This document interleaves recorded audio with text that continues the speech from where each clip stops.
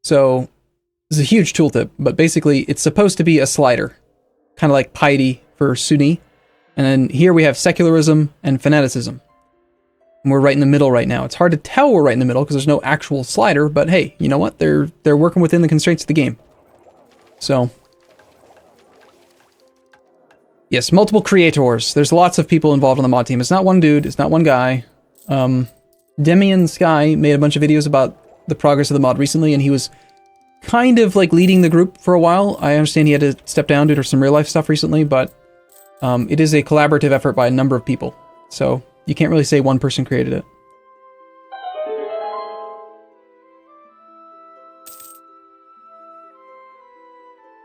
Devis, 21 months straight. Thank you. That's a good number. So we have negative prestige right now, which is not ideal. Seems like every single year this modifier cycles, which is okay. As I mentioned earlier, you cannot bump your stability. There's no button. You can't just bump your stability. It's not a thing. You can't just spend monarch points on development. Not a thing. So we can, however, take an idea, which seems good. Let's do that. All right, full annexation of Murom. France is influencing people and stuff. Cool. Burgundy has inherited Friesland. How's the war in Castile going? Castile's now losing 23, negative 24 now. Kind of cool if we could see that. I'm going to speed back down to 3 because it's feeling kind of chuggy. A little bit chunky to me. And how much longer on this fort that's in progress? February of 61. About a year, a little bit over a year to go. England has announced Naples as their rival. Excellent. England, support me. Support my independence. They are neutral towards Naples, even though they have rivaled them. Makes sense. All right, now he's willing to support us. Cool. Well, let's just immediately ask for their support. Why not? I think we should still probably improve relations with him, but thanks, dude. Appreciate you supporting my independence. It's very nice of you. I approve. A disagreeing advisor. Gain some monarch points at the cost of prestige and murder the treasurer? Okay, sure. Why not? Prestige seems not as good. Interesting. So I took the decision. He's not dead. Did I read it wrong? Was he only going to die if I did the other option? I feel like I thought that the decision I took was going to murder him, but it didn't murder him. I have to have read it wrong. Must have. At this point, I would definitely like to get the support of both of these people. I would make for the war to be much simpler. For sure. Negative 51 war score now on Castile. Aragon is gonna wrap this war up, I think, pretty quick now. Arumba can read. Confirm. Yeah, murder was the other option. Yeah. Okay, cool. Well, either way would have been fine. You know, getting rid of another guy, like, we're doing an administrative ID group, so it does make sense to me to keep paying for that, but at the same time, I don't really care. Like, we don't make enough money, right? It's been a year or two since we started it already, so let's go and, like, take a look at the states screen and see how things have changed. And the Mamluks have now rivaled the Nepalese. Napoleon. Blah. That their overlord. Let's take a look at, like, stability. We have earned 52 stability points. So we're like a third of the way to gaining a stability, which is cool. Court level, though. I want to know more about the court. So we're spending 6 ducats a year, or 0.5 ducats a month, and even with that, our court level is decaying, which is less than ideal. And our education is increasing.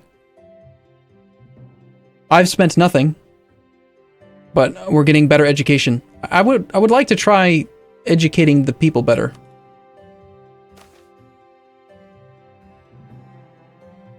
We're already at fair education. And there's a tech cost reduction, idea cost reduction. Looks like technology is pretty damn good. I think we should, let's try this. So we're going to go to the states. We're going to stop spending money on the court. And instead, we're going to route those monies into educating the children.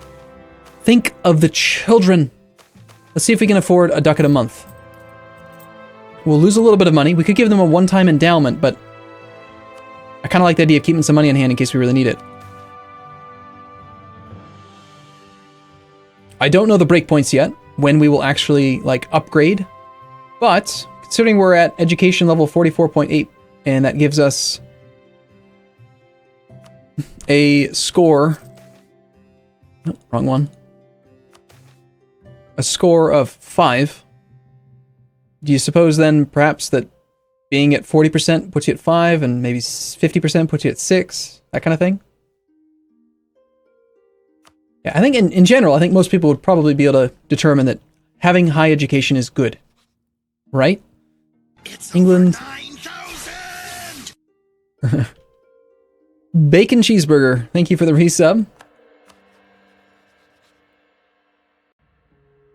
I'm looking in opinion of us. So yes, we definitely want to improve relations with this guy, because he would support our independence. We've maxed out our relations with the Aragonese. However, they don't want to support us yet because they have a neutral attitude towards Naples, and they can't change that because they're in a war, and they can't counter-rival him. But it looks like we're probably going to be able to pick up 3 separate people to support our independence, and hopefully just break us free. Then we'll probably die a horrible death after we are independent. Perhaps. Pick our other diplomat and improve relations over here. I don't know when the monthly when the actual update is for court level and stuff.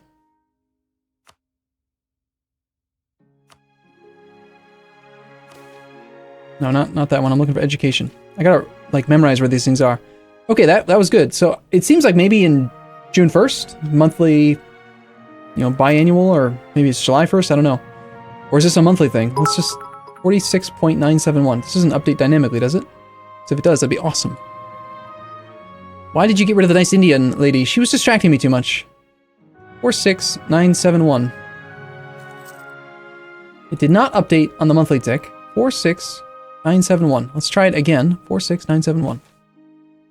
Okay. Either it only updates like once every 6 months or once a year, or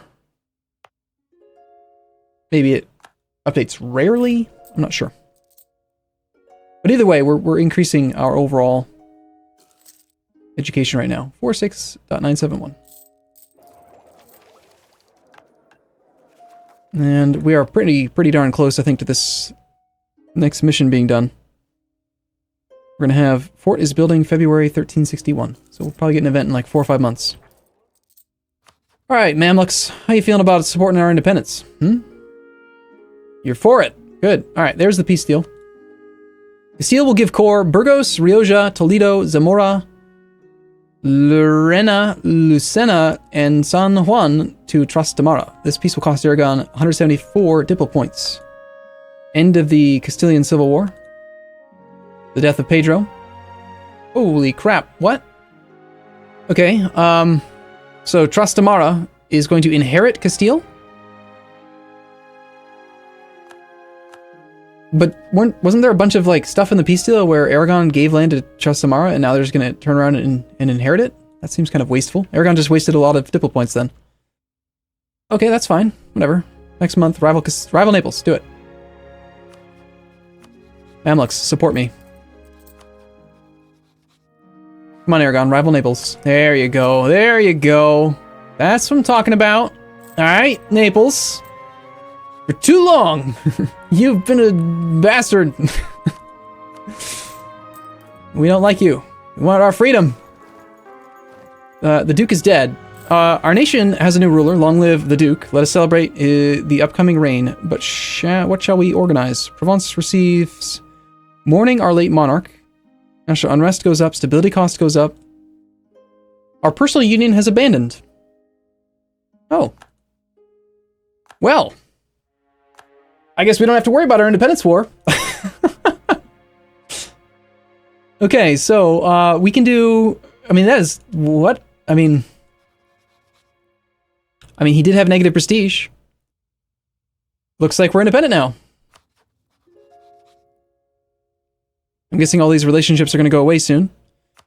That's actually kind of bad, though, because they would have been our allies automatically, and it's easier to keep allies than it is to get new allies, so this could be kind of tricky. Alright, a massive celebration. 20% chance that we get indulgence until the death of René the First de Blois. Giving the following effects. Trade efficiency, -10. National trade tax modifier, -10. Yearly prestige, plus 0.2. 50% we lose no effect. 30% chance we lose some stability. Alright, I think if I read this correctly, I'm seeing it like there's a 100% chance that one of the three will happen. 20% chance we become indulgent. 50% chance of nothing. 30% chance we lose stability. So for 6 ducats, we can gain some prestige and some loyalty. Sorry, legitimacy. And we currently have low legitimacy. And we have low prestige. Or, large celebration. Better chance we lose stability. Costs us less money. Less chance to become indulgent. A small celebration. Just take the stab hit and walk on. This is a tumultuous time for our country. I think that we need a massive celebration. Massive. Where's Pita with his massive celebration? We're gonna do it. Cross your fingers. Cross your fingers! So what did we get? I didn't hear the crazy, scary sound effect. I don't think we lost stability. Did we become indulgent? We're still mourning our late monarch. I don't see indulgent. Either the event still has a secondary trigger, or we just got lucky, and we got the 50% chance of nothing. Cool. So we're independent. We need rivals. We can rival Genoa, Papal State Savoy. We have a subject of our own. His name is Nice. We can integrate him, but he needs to be assimilated first. He's 9.9% of the way towards assimilated. And then we can actually do stuff with him. For now, I suppose we'll improve relations with him. Let's come back from here. We're going to have to wait, I think, to see who rivals us and stuff. I wasn't actually expecting to be independent this quickly. The Pope appoints a new Archbishop. We must have faith that the Pope has chosen a good man. Okay. It appears that our ruler is wise. Trade efficiency, production efficiency, yearly prestige, and -5% tech cost. Our steward reports uncertain succession has happened to us. Alright. Our steward reports loyal religious head. Minus unrest, cheaper stability, missionary strength, papal influence. Okay, cool. You got indulgent? I did? Where is it? I don't see it. I would have assumed it would be in here, since it's till the death of our ruler.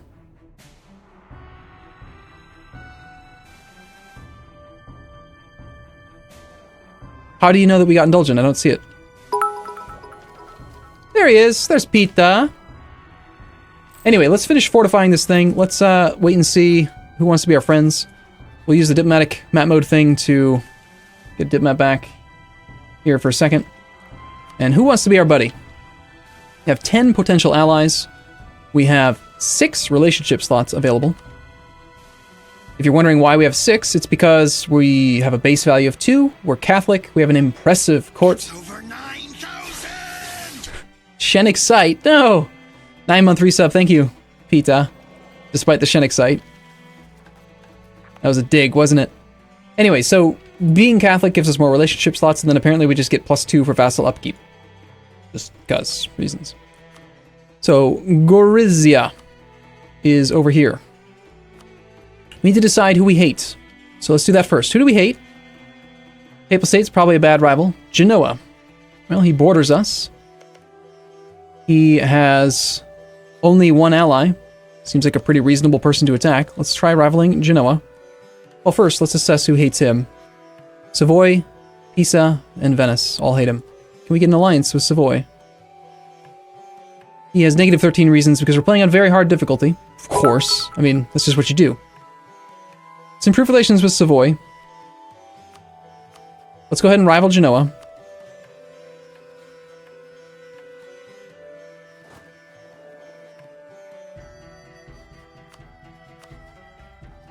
Okay, so Savoy, Pisa, Venice.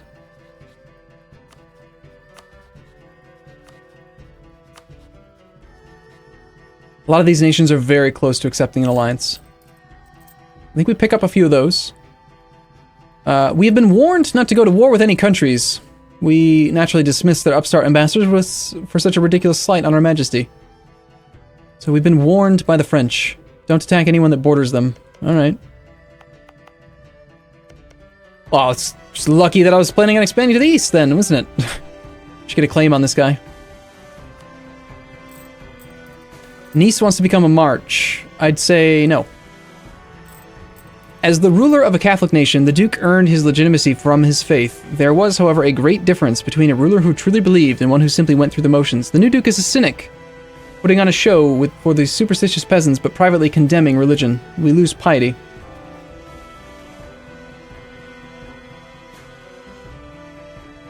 Alright. Convince him to renew his faith at the cost of administrative, or convince him that that faith is a private matter. I think being religious is pretty important when you border the Pope, so let's convince him to renew his faith. We've gained the Humiliate rival against Genoa. Humiliate rival CB.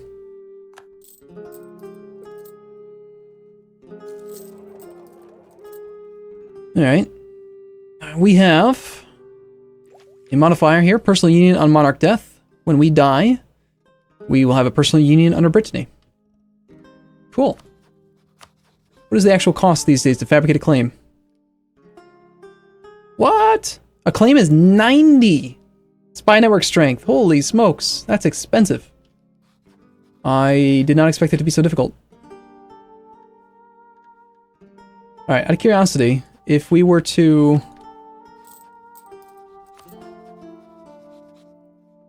I'm assuming Humiliate Rival still prevents us from actually doing a conquering of territory. Fort is building has expired. We did complete the mission, yay. If we check the province, we have level 5. We do have a castle.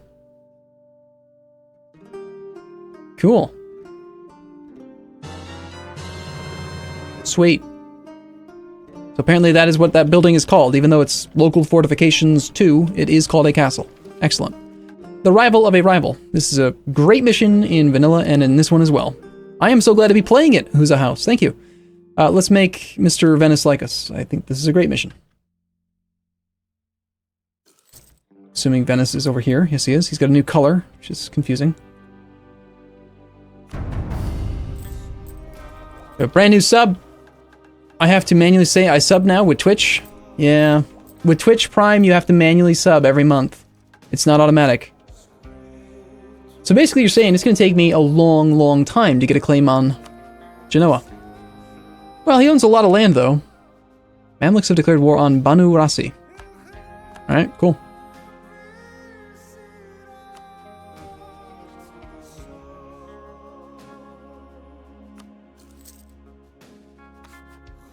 I kind of feel like maybe we should get a few more troops.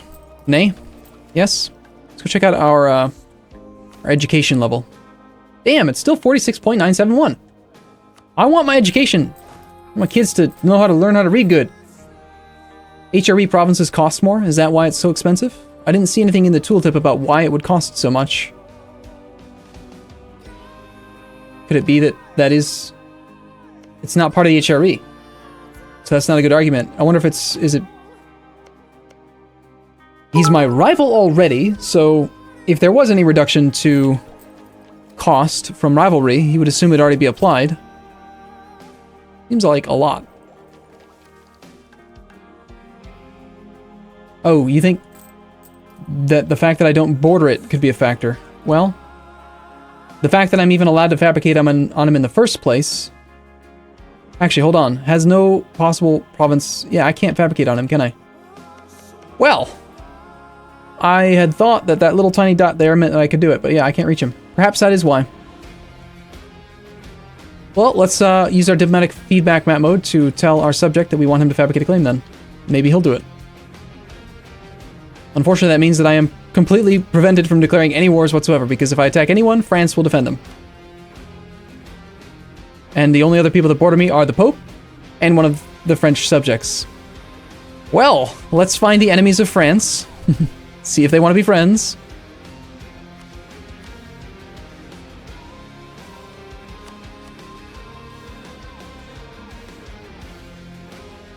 We're very weak. We're not in a very good position right now. I suppose, if we can't declare war for a claim, we could still declare the war for Humiliate. Assuming we could get an ally to help us out. Anyone who has no heir. It's a lot of nations. So many names that I don't recognize. Steel, 3 years. That's a young kiddo right there.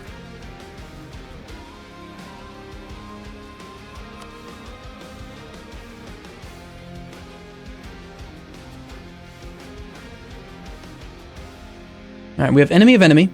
We have plenty of available improved relations with this guy.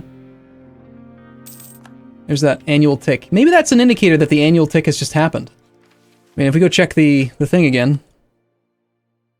Education. What? It went down. But I spent my monies. I spent money on it. Why'd it go down? Data about our students and universities.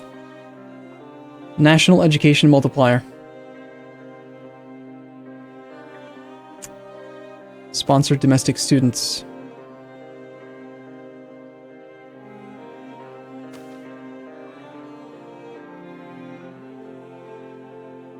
So either, I don't know, population has changed, migrations, or something, but evidently the endowment was not enough.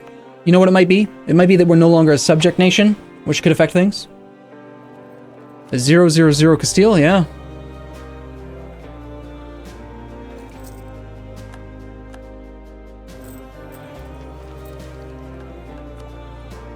Diplotech right now, only 390 points. There's this new institution system where we've got something called meritocracy. Legalism, we already have legalism. Banking is currently spreading into our lands. Slowly, very slowly.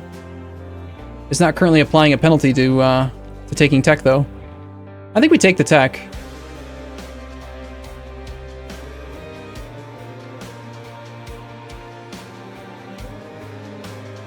Granted, we're not going to be considered ahead of time, so I think we take it, though.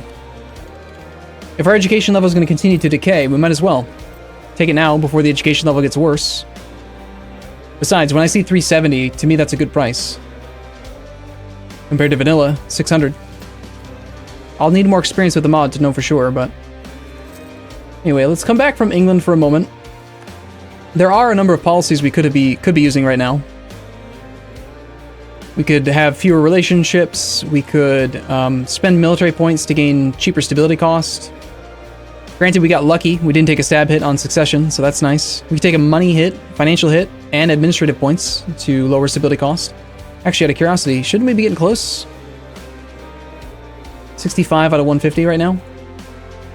I think it'd be really cool, though, if they could just put that interface here. Yeah, I don't think we do have a university. When I was looking at the screen there, Telcus, under education and data about our students, we have pupils without university access, 1 pupil studying abroad. So I think we have 1 pupil, or there is a pupil and he's studying abroad. It's not either that or we just don't generate pupils. I don't know. It's over 9,000! Alright, so we're working on improving relations with Venice for the mission. Out of curiosity, I just want to see, if I were to declare war on Venice using the... Okay, we do have trade dispute. Following province peace options are disabled. Full annexation, conquest, etc. Okay, and then humiliate, same thing, same stuff as before, but we could get some power projection out of this, which seems good. Or we could just wait and hope that our subject actually fabricates a claim. He did fabricate a claim on Saluzzo, which is guaranteed by Savoy, allied to Genoa, and borders France, so probably not the best target, would probably be what I would say about that. Let's go ahead and get a royal marriage with Savoy. The fact that he's rival to Genoa, I think we just have to have him for the future. And he'll probably offer us an alliance in a moment.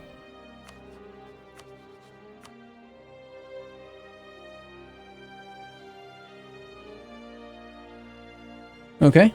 Who else hates Genoa?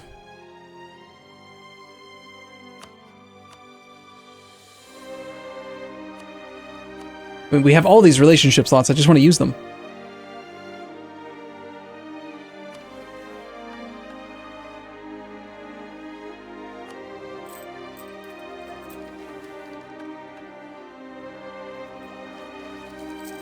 The sooner you can annex Nice, the better. It's true. because I could fabricate the claims myself, but I can't offer this until January 1366, so we still have 5 years to go.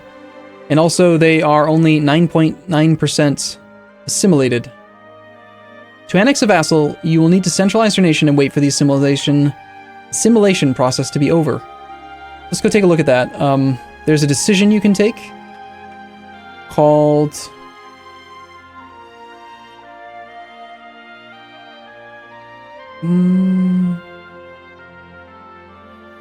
Choose a policy regarding our vassals. Vassal integration process is affected by years of vassalage, the development being under 100 or 200, how centralized or decentralized we are, their culture, their religion, administrative technologies. Provided no change, we should end it in 50.05 years. That's how long it's going to take me to assimilate Nice. You can meet with him. Factors currently influencing the assimilation of Nice. Given its development, Nice's base integration timeframe is 40 years. Our centralization, decentralization slider position on something, 25% slower. Administrative tech level, 10% quicker every 10 admin levels. Diplomatic tech. Don't know. We can negotiate for a tighter bond, but I feel like that's just one of those things. Now, it still shows like a annex vassal, and then it shows the annexation estimate, so I don't know, because I haven't actually done it yet, but do you actually have to pay the points, or is it just automatic? Absolutism is a pseudo-slider for centralization and decentralization. Okay. So our absolutism is currently... let's see. Absolutism is at 30. Maximum is 40.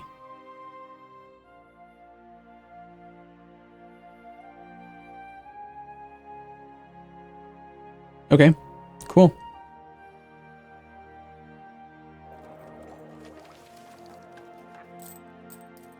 All right, well, we've made progress. That's good news. We're independent.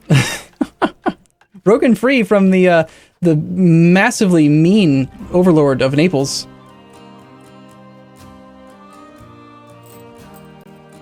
Our subject has 2 troops now. Nice. He's going to do all of the work for us. Let me know when you get a claim on Genoa, sir. And do it soon, please.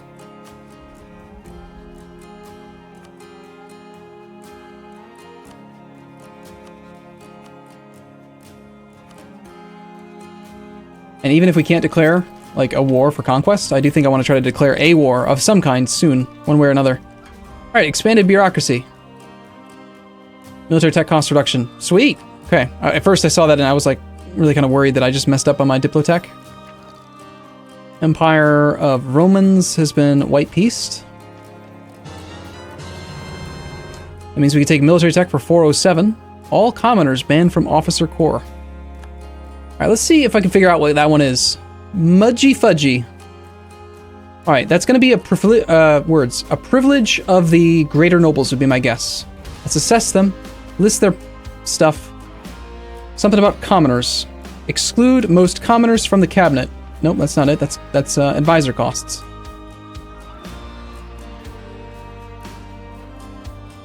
There it is. Provence gets all commoners banned from officer corps. So we lose army tradition and we get military tech cost increased by 8%. That seems really bad. So let's revoke that. I want to...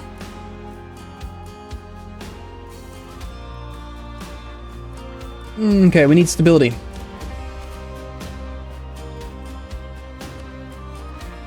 How close are we on stability? 65 out of 150. It's going to take a little while. We could offer favors. That gives us some stability.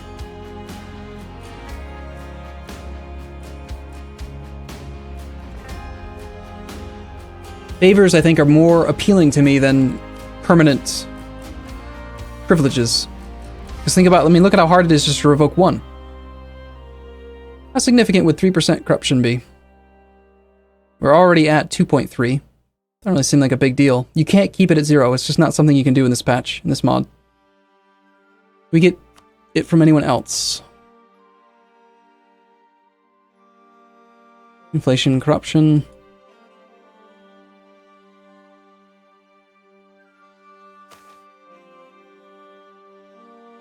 Greater nobles gain loyalty, we gain some stability. Promote 20% of our lesser nobles to greater nobles.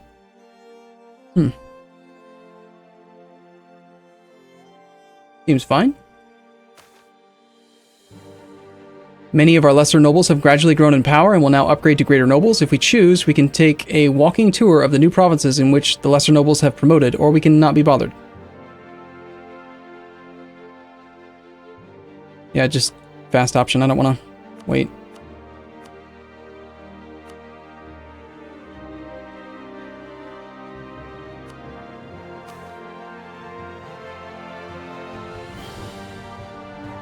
I mean, gaining 25 autonomy in my capital seems really bad. It's just not very much actual stability, though, either. 4.7. I mean, it speeds it up a little bit, but we're gonna have to wait. Just gotta wait. If you keep your states happy, having them be powerful is irrelevant. That's true. Actually, hold on. Let me think about that logically for a second. Normally, gaining autonomy in your capital is bad. You can't actually have autonomy in your capital, but normally gaining autonomy would be crap. It would be horrible. But the more I think about it, this is the only province that actually has the burghers assigned. So if I want my burghers to have more power, which I kind of do, I feel like they're probably going to be really good for us. 33-month resub, Andy Blake, thank you. Wow, you're getting close, man. 3 years soon. So, okay, say we gain some autonomy in our capital. What's the real effect, really? It's not that big of a deal. The burghers will have more money, which makes them spend the money on infrastructure. So let's do it. We're going to spend 7 dip, gain 4 stability, and gain 25 autonomy in our capital. Whatever. A decade of self-rule. Enjoy.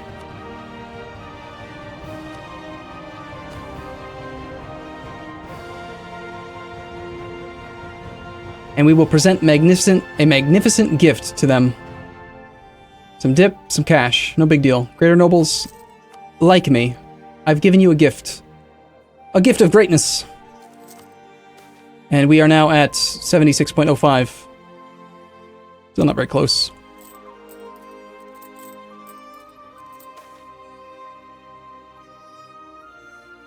The lesser nobles promote. I already had this. Doing it again now. So, I could now turn right around and take that 5 loyalty that we got and do some other stuff. We could get like mercenary maintenance reduction, stability cost modifier minus 15% for 5 years. All provinces controlled by the burghers will get increased urban gravity. That sounds cool.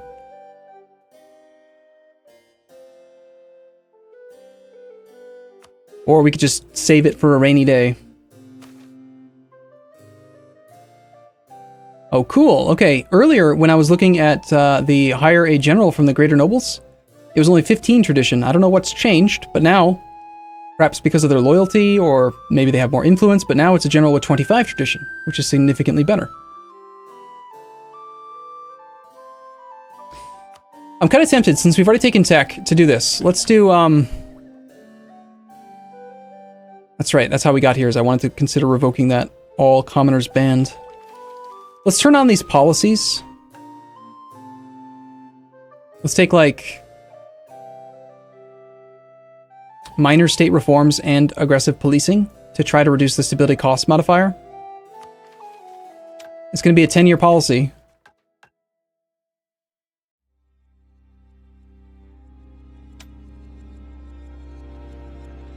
Oh, evidently it's a... I can take a higher tier. I didn't realize we already had one active or something. That's cool.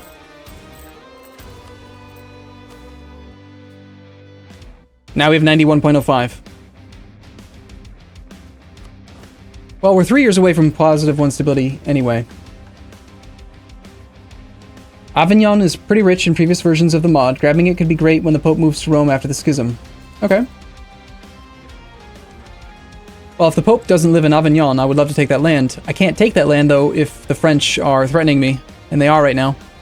Really, we're just waiting to see if we get some stability so that we can do stuff. Or we're waiting to see if the subject will, like, fabricate a claim. Our cousin abroad sends dire tidings. It seems her husband, the monarch of Savoy, is seeking an annulment of our marriage, declaring that she is barren. I don't care. Wait and see what happens. He never did send the alliance offer, by the way.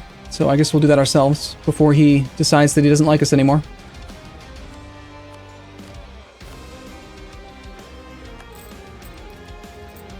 We are now allies.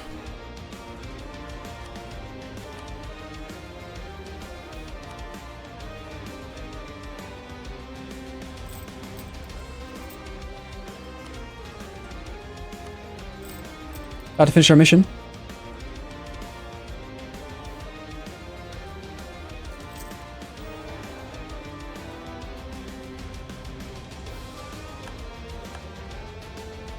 Okay, so we've improved relations with Venice.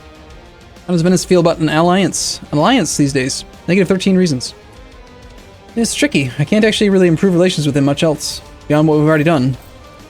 Could try, but save the Provencal people in Languedoc. Shall we just attack France? Not without an alliance to England, that's for sure. Or the Mamluks, which is also not going to happen. That seems rather risky to me. Protect against Genoa. I need to have 3 troops. I'll gain 5 army tradition. 10% morale of armies. That's pretty sizable for 10 years. Well, we need these troops anyway, right? And we do have a little bit of cash on hand. Let's go ahead and say yes to that mission. And we're going to train up some troops. Now, I haven't taken a look at this, but let's assess if anything's changed with regard to unit types. So these guys have, let's see, where again can you see their damn flanking range? I'm assuming that this hasn't changed, but maybe?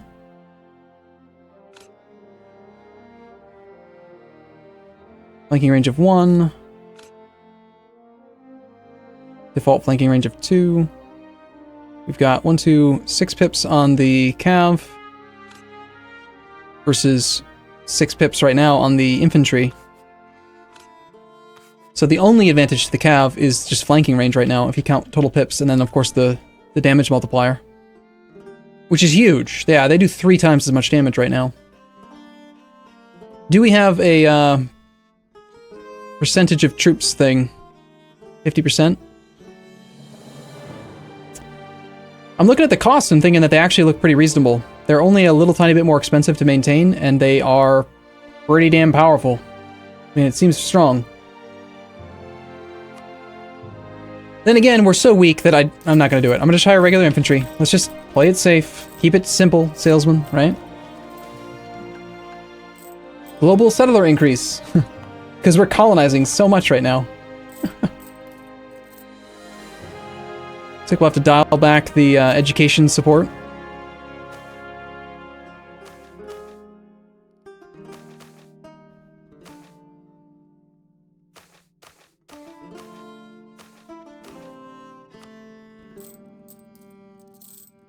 In favor of keeping our troops alive. Did I just escape prison? No, it's just an orange shirt. No need to be rude. Alright. Army tradition's cool. Rival of a rival, make Trebizond like us. Or, back to the French claim. Yeah, I think the Trebizond one's good.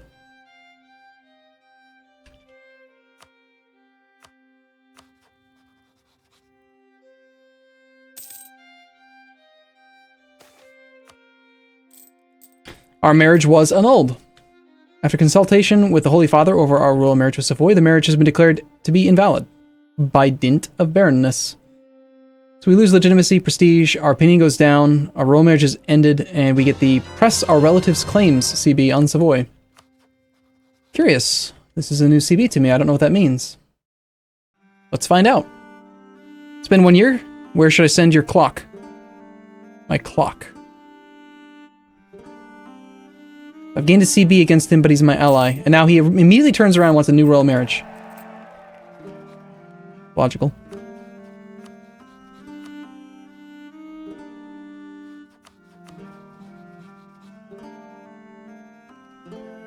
They have reached their alliance limit.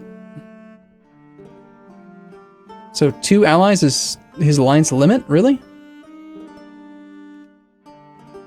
They have reached their alliance limit. That sucks. How about Venice? Negative 7 reasons. Oh, sweet. So 40% chance for 50 stability. 10 prestige, 50 admin no matter what.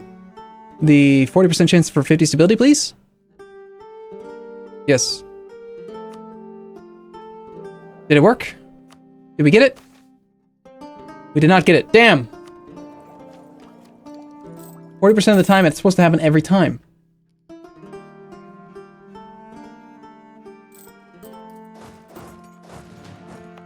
Alright, so let's take a look at buildings. What can we build? We could build a foreign trade post. Local trade power plus 20%. It's not allowed to be built anywhere. A foreign trading company can't be built anywhere. Warehouses do stuff, but they cost too much.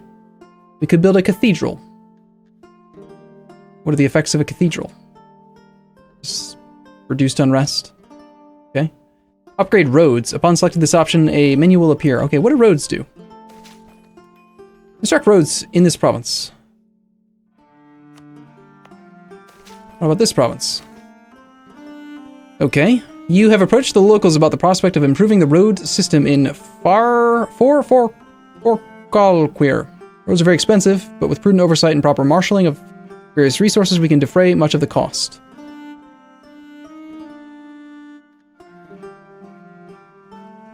The type of train is increasing the cost. The amount of population is increasing the cost. There's 335 ducats to build these roads.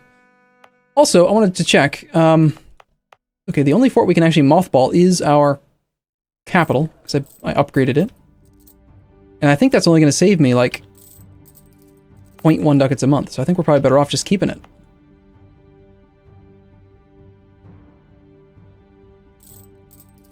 Seems reasonable to me. Showing all the buildings, even the ones you can't afford to build, kind of sucks. I agree. Actually, like... I know why they did it. It's actually a vanilla change, but like... Yeah. I want to just straight up build a manufactory.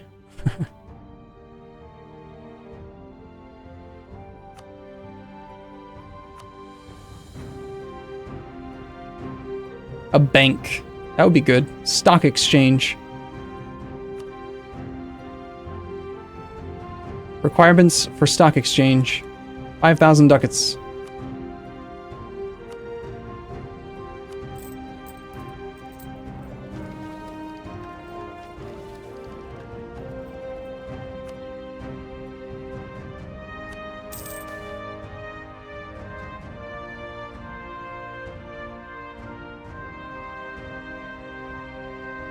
I'm looking at this and thinking that, like, the burger's loyalty is useful, but at the same time, stability is, like, the thing blocking me from doing what I want to do, so I'm just gonna try it. I'm just gonna, you know, do it and live and learn, basically.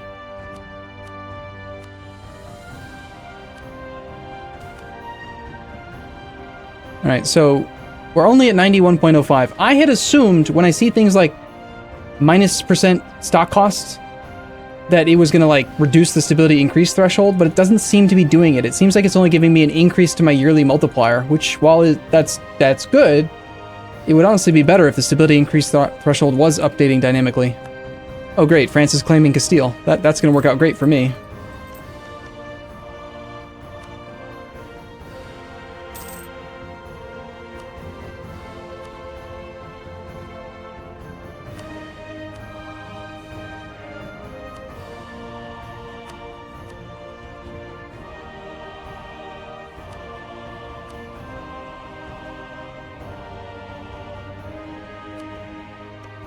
Wow, Pisa is so tiny.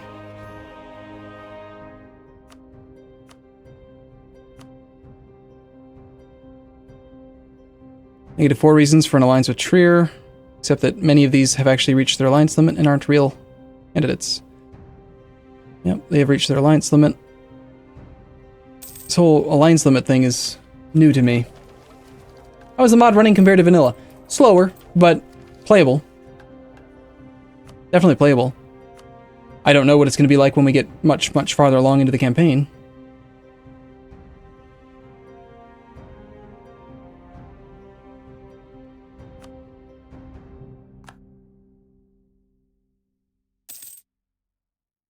The game in general runs slower.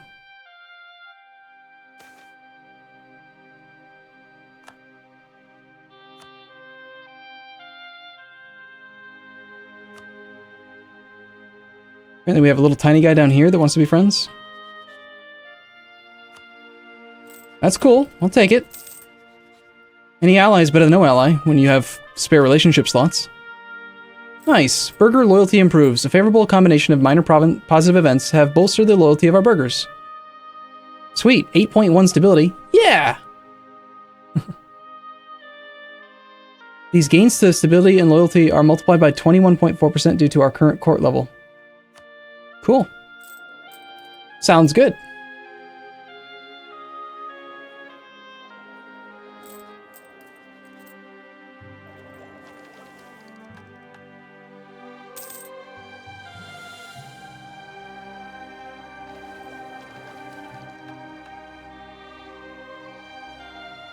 Castile has now a 20-year-old guy, Trastamara.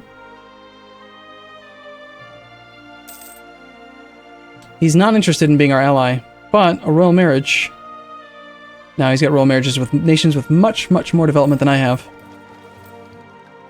England. I mean, I know you hate France, so any interest in helping me out here, buddy?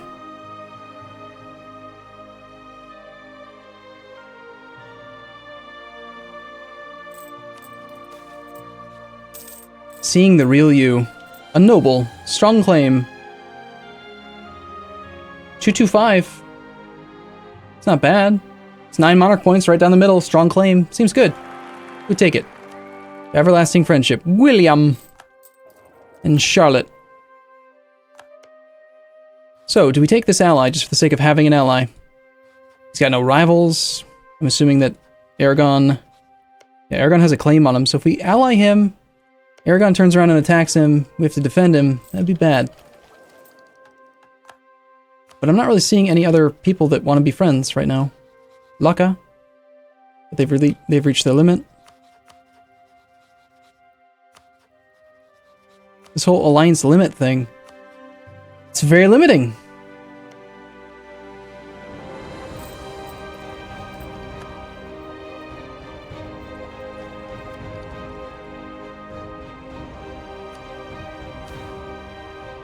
So close. 80% of the way there.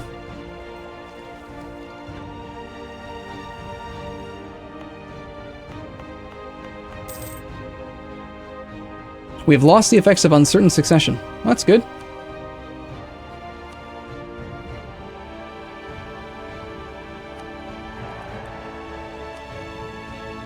I don't want the alliance, but I'm going to take random royal marriages if I can. Just to get a chance at more stuff happening. Unions, whatever. You know, things.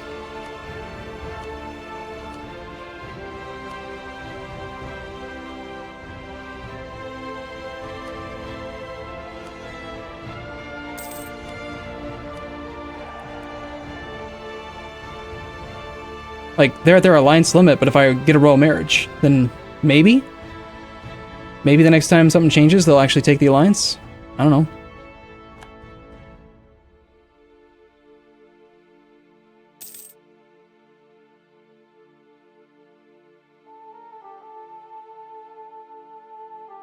Alright, 27 more puts us at 80 opinion, and we need to get to 100. Tolerated heretics.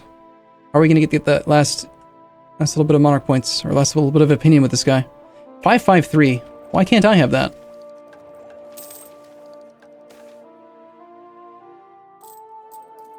Alright, great expectations. The crown will help get rid of uncooperative advisor. The treasurer dies, we lose admin points. Or this will result in lessened cooperation.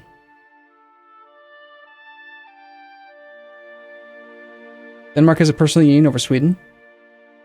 So the province of Les Maures would gain autonomy, owned by the greater nobles, who currently have 23% power. Oh, we're doing an idea group. I hate spending monarch points on that, but at the same time, Not really a big deal. Sure, kill the treasurer.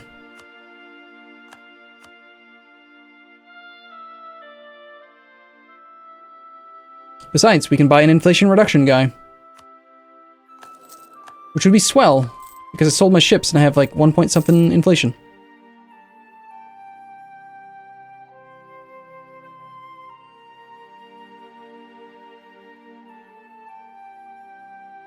I wonder if they adapted the Rigorous Researchers event. Rigorous Research words. Jesus. Rigorous Researchers event. Jesus. To the fact that you can't really stay below 1 corruption.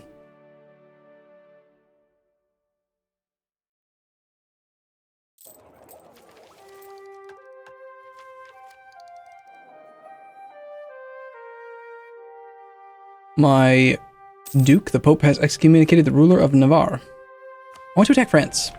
I just want to attack him. I want to win and beat him. Lesser nobles promote.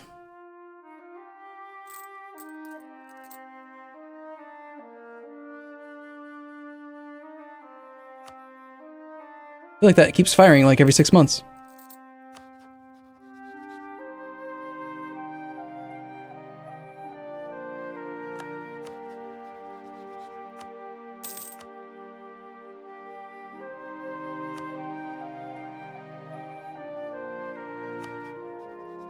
Still building favors the normal way.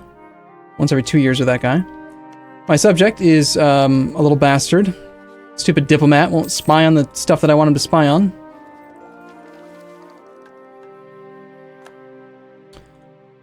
Let's see. I don't know. At this point, I'm kind of tempted to just... Wait, France has declared war on something.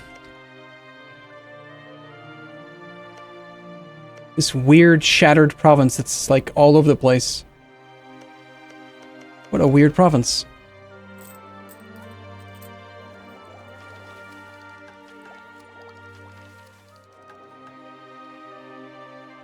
He's taking a lot of troops from Aragon as well. Hey, France, do you want my dudes? Attitude towards enemies. You hate me. He's hostile. I suppose we can improve relations with him, try to appease him a bit. Stop desiring my stuff, France. Being a jerk. Alright, stability. And education. Education's going down. We were at like 48% if I remember correctly.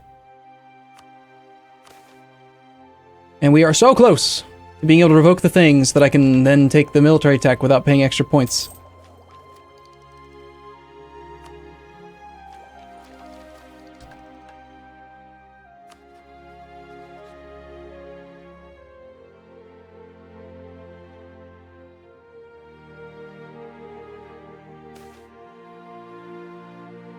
Wow. You missed it, right? Well, there's an old meteor. Meteors are usually seen as an omen. Okay, well.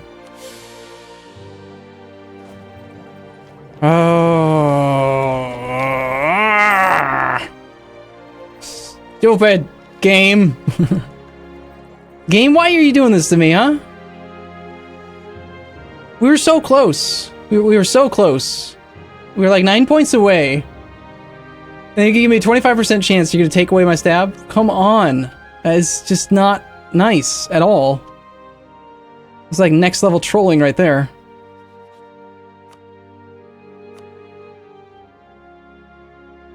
I'm sad.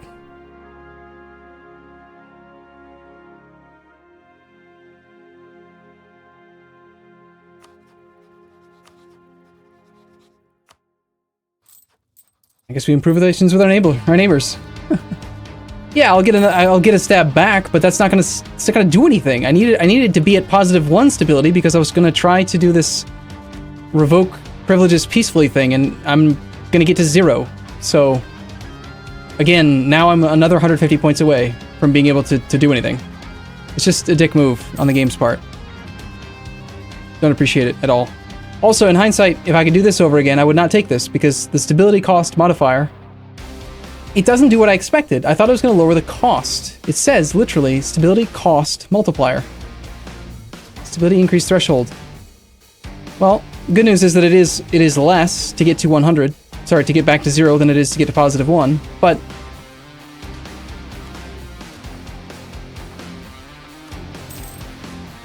I suppose if they're all multiplicative, just like kind of multiplying to each other, it is good.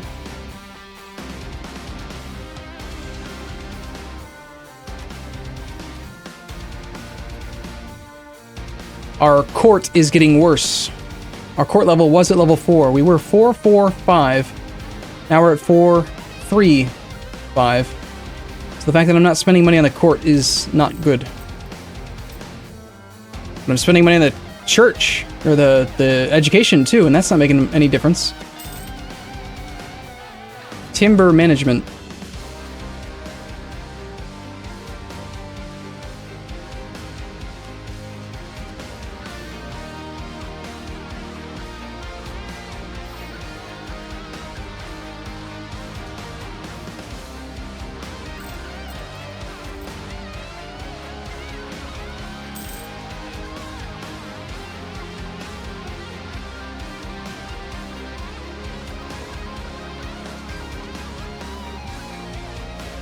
Oh, I understand. I understand that if it just lowered the cost, it would be useless if you didn't have... Yeah, sure. But the thing is that if they're gonna change the way that it works, so that it increases the speed that you generate stability points, then they need to change the actual description of it, right? Because here, stability cost modifier minus 25%, and then I'm generating 21 points per year. It's not the same thing. Stability cost modifier minus 25% is not the same thing as saying you're going to get an increased yearly multiplier on your stability cost, like your stability point generation. I wouldn't have taken these if I had known that it was just going to increase my my annual points generated. Now I have to wait on it for another 7 years till we can revoke these policies.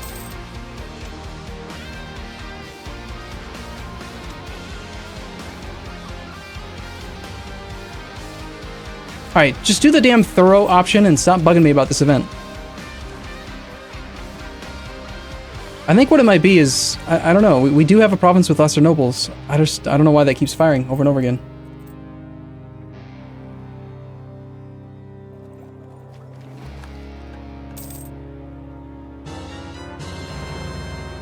So, how about that stability, eh? We have our stability back. Should be, I'm thinking that it's on a July pulse. Hey France, I want to lend you some troops. I have men. I want to participate in your battles. That is the annual pulse event, I think. Ability? I mean, I've been sitting over the number for a while.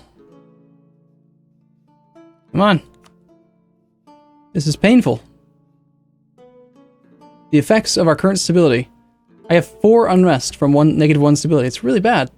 Fix it. 28 months. I won Bach. Thank you for the resub. There it is. Current stability points is now 62.5. Next is going to be 150 again. Cool. Game, you could have just given me 1 stab instead of taking 1 stab. That would have been nice of you. Would have been much better. Subject, you could, you know, fabricate an actual claim instead of just being a little derp and sitting there forever. I've told you to fabricate a claim on that province. He's my rival, and because you're this stupid little diplomat, you don't want to do it, huh? It's frustrating. Just do something there, niece. You're being too much of a derp.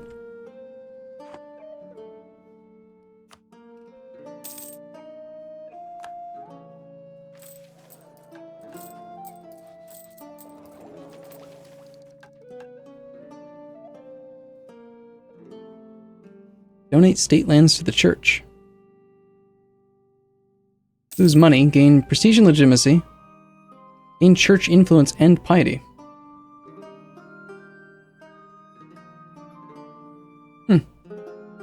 Convince the Pope to appoint a cardinal. Purchase influence with a curia. Oh, interesting. So money directly into papal influence. For 25 ducats, I could buy 10 papal influence. So does that mean that I could take 250 ducats and turn it directly into mercantilism? That sounds really powerful. Nope, never mind. You cannot bump your mercantilism. That's no longer a thing. Wait, hold on. No, that is a thing, because you can do it. 250 ducats does translate into mercantilism. Or state monopoly undermine could happen 20% of the time. Interesting. England has declared war on Butler.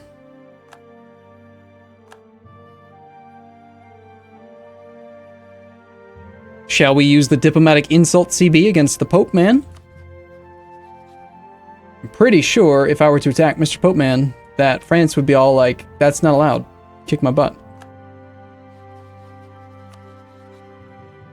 Yeah, that'd be bad. So I guess we're just going to take the prestige hit then.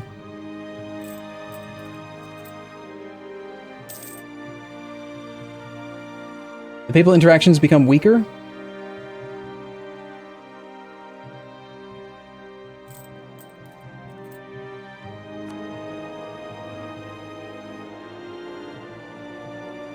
Ah, okay.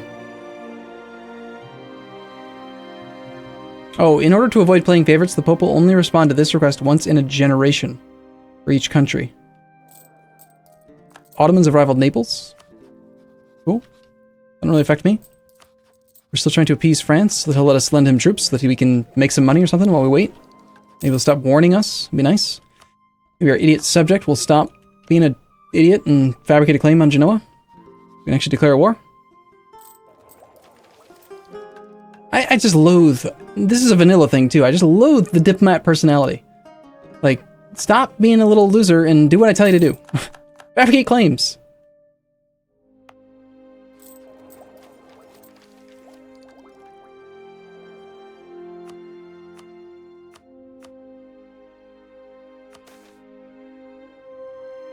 That's curious. Why is it still showing stability increase threshold at 100?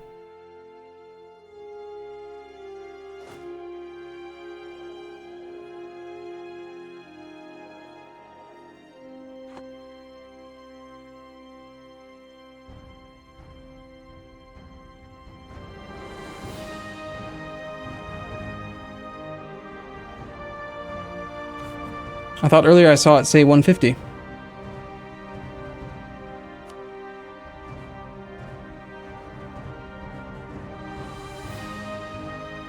I don't know. Seems weird.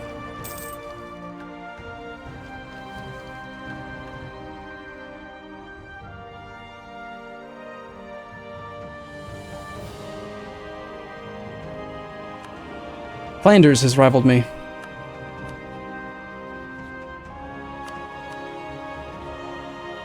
Okay, Flanders, sure. You do that. Enjoy. A display bug? Yeah. I did see it say 150 earlier.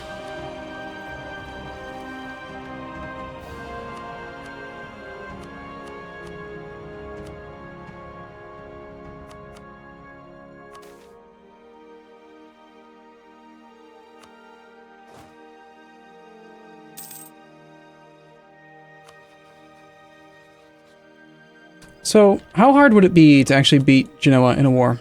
He's got 4K troops. He's on Tech 6 to our Tech 5, but we could be on Tech 6 if we needed to.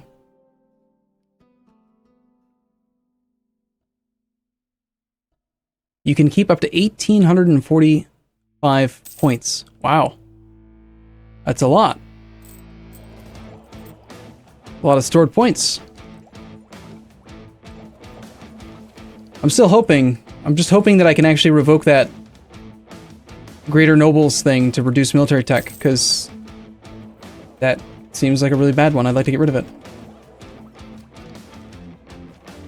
Yeah, we've gifted to these states before. I already did. I offered them... I don't want to do privileges, but I did a favor where I gave them some stuff. I bought them a really fancy pony or something. And then the game gave me a freaking meteor. Build university in.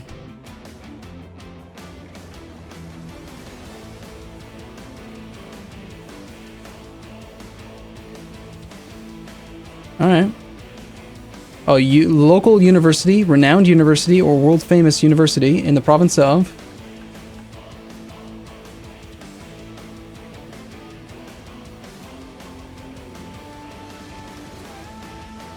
It doesn't say where, it just says anywhere. Okay, so a university. Oh, okay, so a local university requires a town hall building. We could build it in Proenza. Well, no, we require a town hall building in both locations. Town hall building. So that would be this. Which we already have.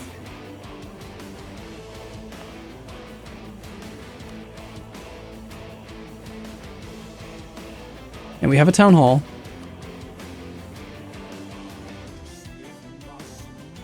So the issue is just the money. So because we have a lot of urban infrastructure here already, it's much more expensive. So they want me to spend 500 ducats to do this mission. That's a lot.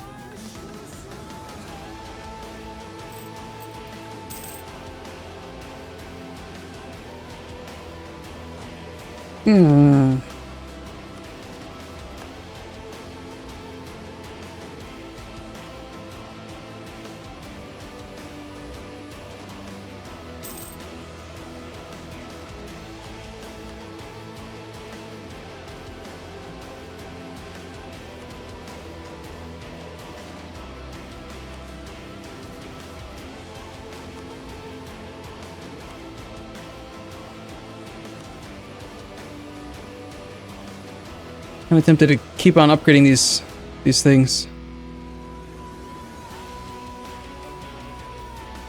Increase urban gravity. Try to attract people to migrate here. Seems decent-ish.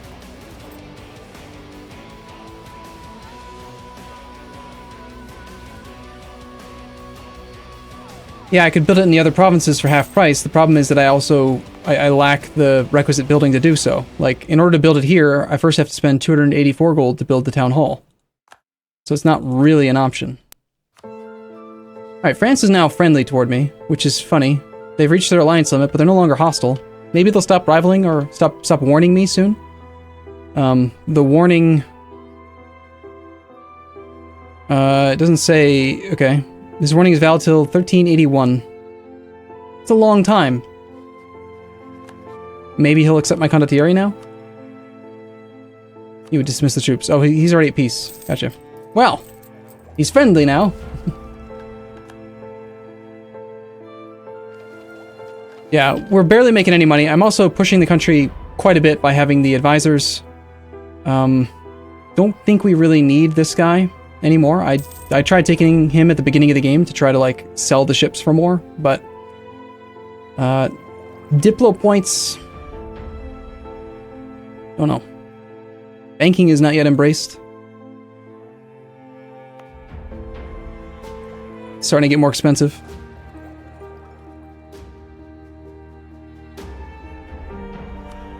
Let's give us the ability to build something called a Crayer, which is a new light ship. We're ahead of time. Notice the bonuses are much reduced. It used to be in vanilla 20% trade efficiency and like minus 0.1 yearly corruption, so it's not nearly as strong to be ahead of time. How much does ships cost anyway? So a Crayer is... It's a light ship still. It does provide trade power. Only 1.5.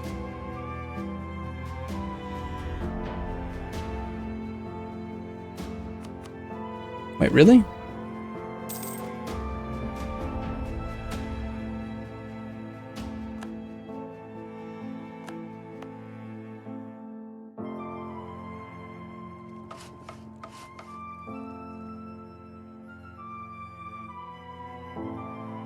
That's really weird. I could have sworn when I was looking at it earlier, before I got to this Diplotech level, I could have sworn that the Warcog had 2. So why would a Crayer, the upgraded version of the light ship, have less trade power?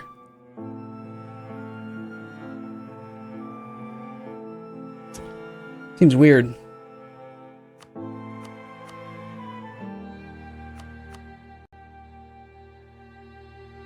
Any chance that this ship could actually pay for itself? Right now we're making a ducat a month off trade. It's pretty sizable. Maybe? I don't know. Anyway, we gained a CB against Milan.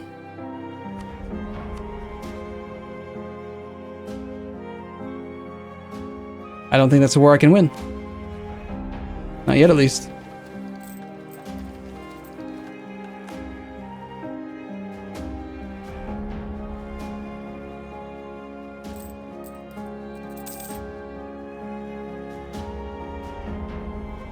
This mod is very demanding. There's a lot to look at, a lot to think about.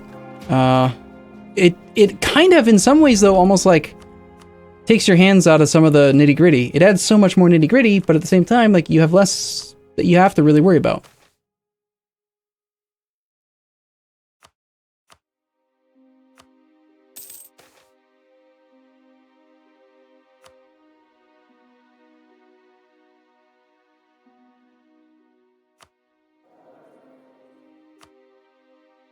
Right, like you don't have to go into the screen and check your stability multiplier and all that stuff. It just sort of happens. Ignore it. No big deal. Still, the only person that will get an alliance with me is the guy who will get immediately murdered by Aragon.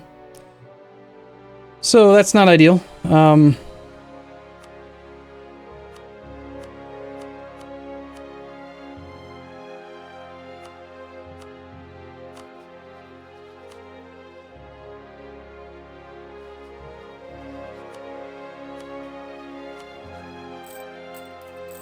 We'll just improve relations with people.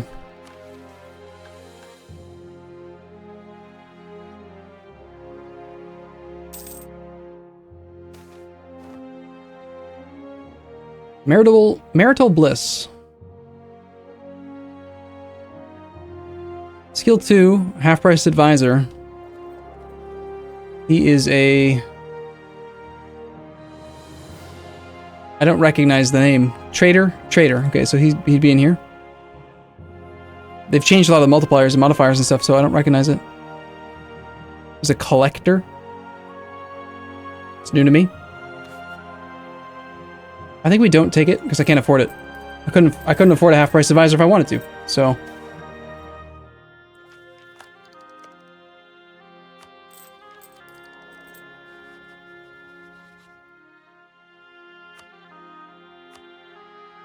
okay.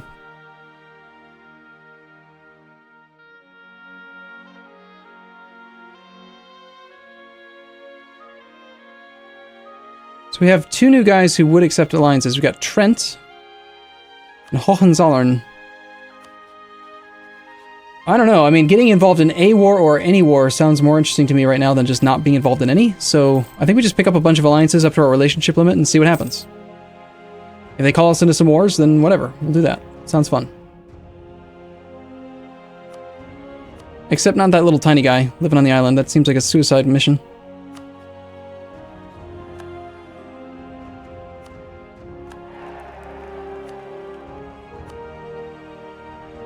Apparently taking that alliance knocked out the other guy. Oh, they have reached their alliance limit, and until Diplomatic Tech 48, the number of alliance nations can have is restricted by rank, court size, diplomatic tech. The base rate is 1 ally for counts and marquis, 2 for dukes and princes, 3 for kings, 4 for emperors.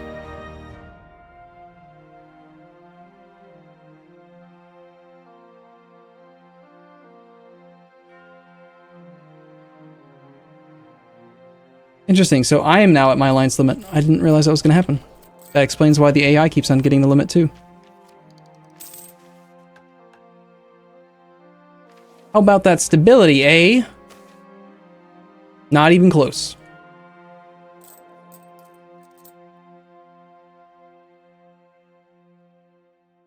Yeah, looting a province. Well, ideally we would be looting something outside of our region. France's attacker and some war. Let's offer some troops. He'll pay us 1x maintenance cost for our dudes. Let's do it. Let's hire a dude from the... Okay, we can offer favors again. A magnificent gift. 6 ducats, 15 dip. You gain 7 Stability points. I'm gonna do this again.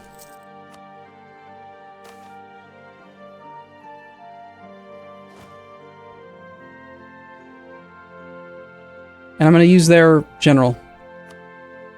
He's horrible. Sweet. He's got a siege pip though.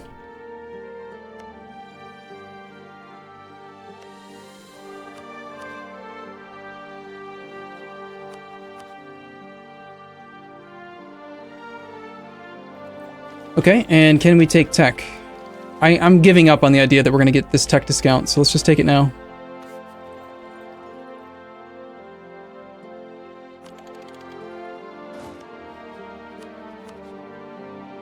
Ooh, look at that. Now he's paying a premium.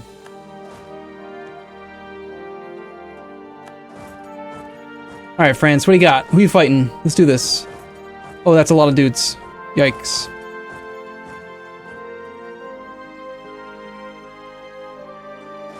Okay, I mean, I'm totally gonna help you, I swear. At least a little bit. But that's a lot of dudes. I gotta admit, that is a lot of dudes.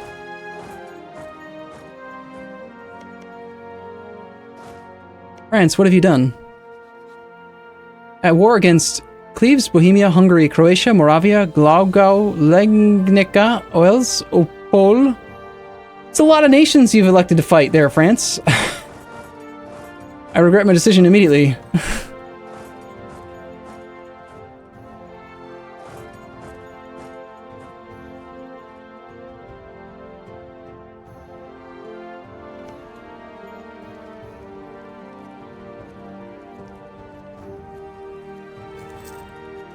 Should have just attacked France. He's looking pretty weak right now. As soon as the condottieri agreement's over, maybe we do turn around and try to attack him.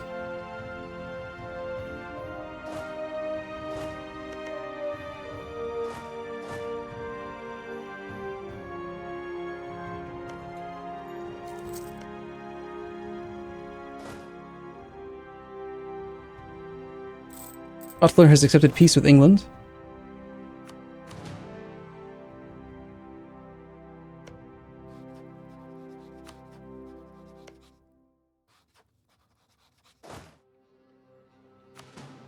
I like how I can attach to a neutral army. We're just gonna follow this guy around for reasons.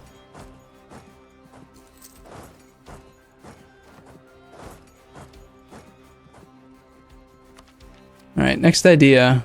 Civil service.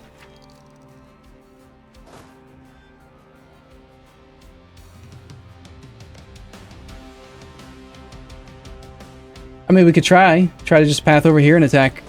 I mean, there's no reason to stay down here. Our lands are safe, and I don't want to be anywhere near these 15 stacks and 7 stacks and stuff. I think France is going to lose their war. They look really weak. -9 war score so far. Granted, my army doesn't feel very safe going over here either.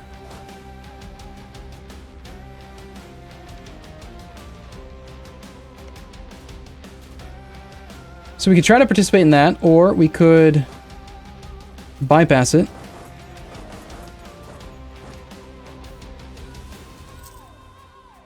Oh, that felt lovely. Oh my god, 16% attrition. Yuck. We suffered 16%, reinforced 60, and it still ended up losing 10%. So apparently this thing removes caps on attrition. Be aware, you can suffer more than 5% attrition right now. Seems like a lot. Okay, this province has no fort level at all. So I'm assuming that means that it still functions like vanilla. As in,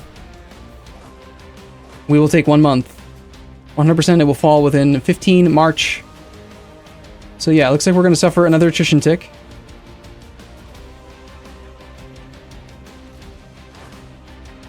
Which we recovered through a little bit. I'm assuming we still get loot.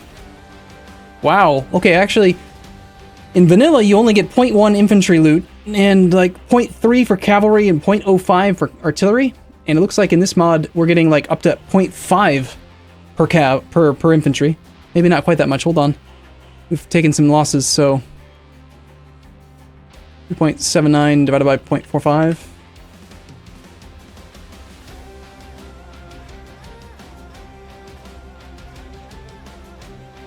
It's like, yeah, it's like 0.45 ducats a month. Which is what it lists as. Yeah, it is what it lists. It's 0.45. That's really good. That's a lot more than I would have expected. Now, unlike vanilla, we're not going to devastate. We're going to apparently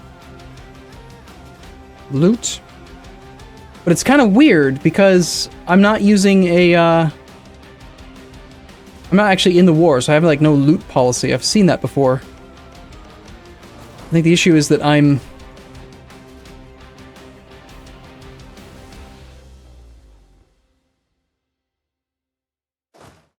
I don't know. Oh, I can't split the army. They appear to have attached to me. You don't loot through vanilla mechanics. Yes, but my concern is that because I'm doing condottieri, I don't actually get to set a loot policy, and I don't think I'm actually getting to loot at all.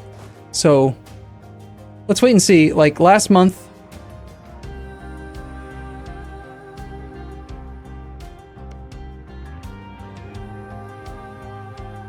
It's true that there's no loot bar at all. So even though it's showing a loot value of 1.3, I don't think I'm actually looting. I don't think I can.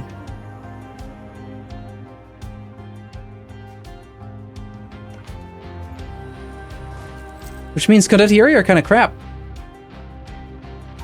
If you can't set a loot policy and actually do the looting... I don't know. Okay, so it's looting, it's based on the war leader? Alright, but then am I gonna get a pop-up, or is the money just gonna show up, or... I don't know. There's... Local wealth, less than 50 ducats.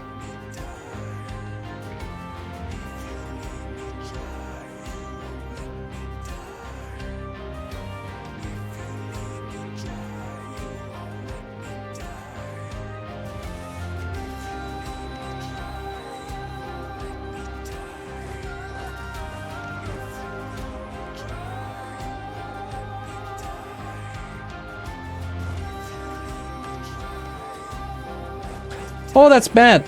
That's very, very bad.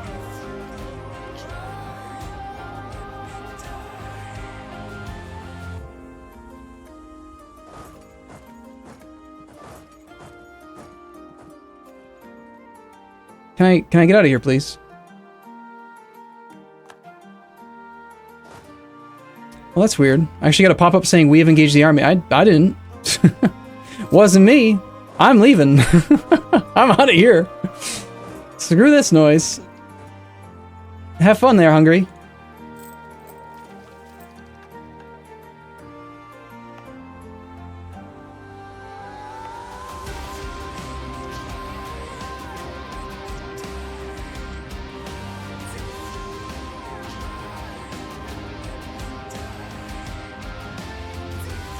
I want France to lose his war. I think that we should attack France. And I can't split the condottieri yet. Until February of 69. So it's gonna be a while.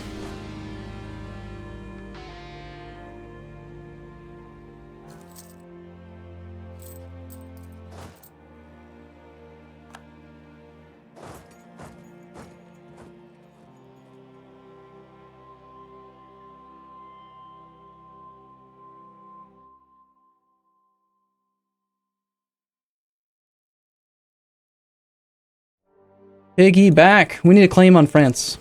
Let's get a claim on France. This is suicide. I'm gonna do it anyway. It's totally gonna work out just fine.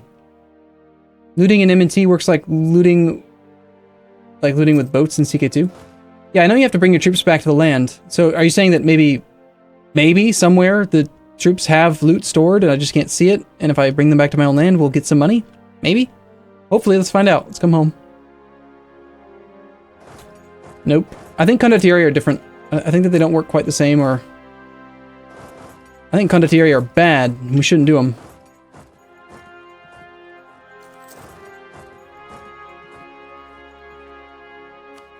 You're disappointed? What did I sieged your land down over here? I did stuff. Don't be disappointed with me. You can go ahead and be all the disappointed you want, France. It's fine. How much will it cost to get a claim on France?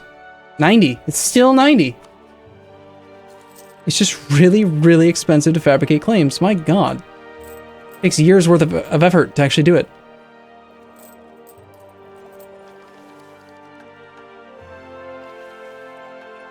Well, the good news is that when we finish this administrative idea group, we get memory of Ungvin claims.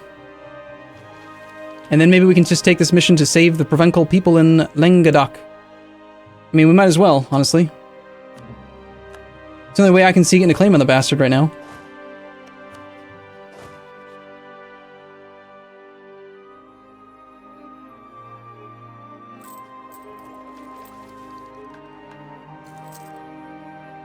Yeah, the claim mission is... Ah, shit! I was looking at chat. Holy crap, look at this combat width. Interesting, I didn't know that. Okay, so the M&T mod reintroduces combat width restrictions based on terrain type. Hills are minus 40%. What about mountains? Minus 60%. So we only have a combat width of 5. Goucher here rolled a 0. It's really impressive.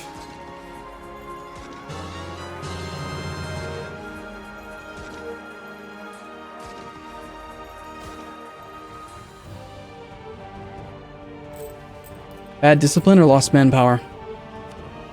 I hate to take either, but I guess we're gonna take this one.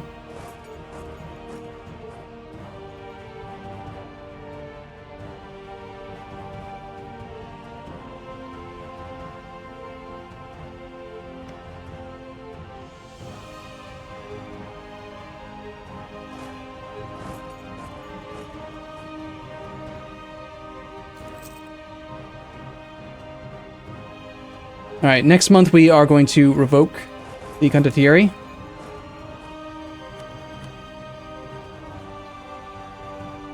Avoid the combat. We're going to move in and just try to siege down Languedoc. It's a bold move, Cotton. Let's see if it pays off.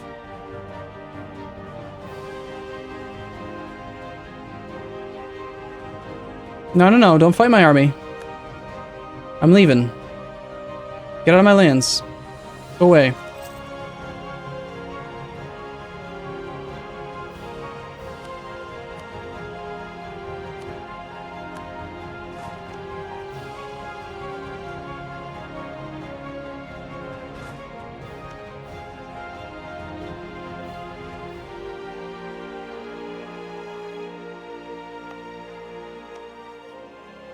Alright, who wants to go to war with France?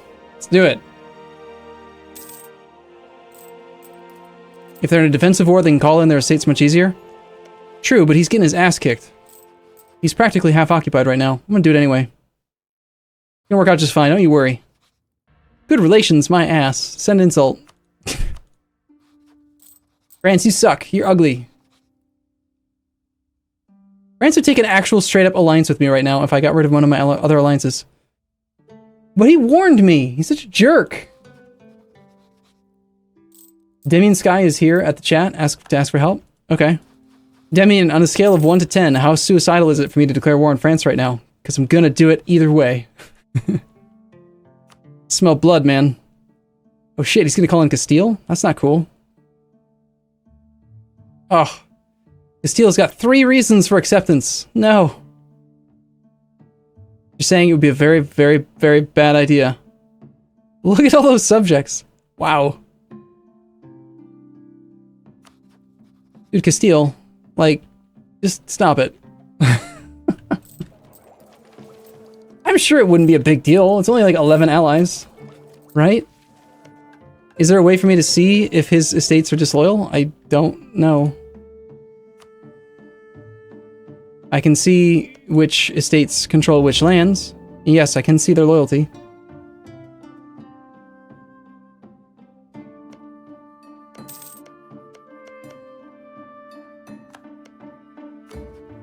Maybe if England wanted to pile on, it'd be a good idea. Maybe it's just a bad idea no matter what. Why does this event keep popping up, Demian? I don't understand.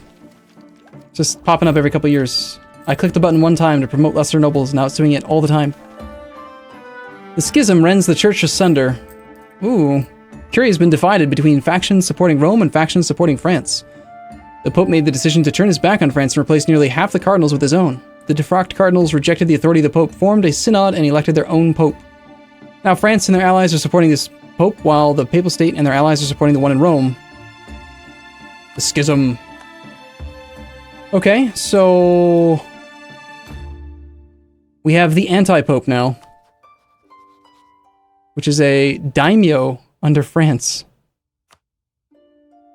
Okay, cool. And Pope Man is over here now? Yeah, in Roma.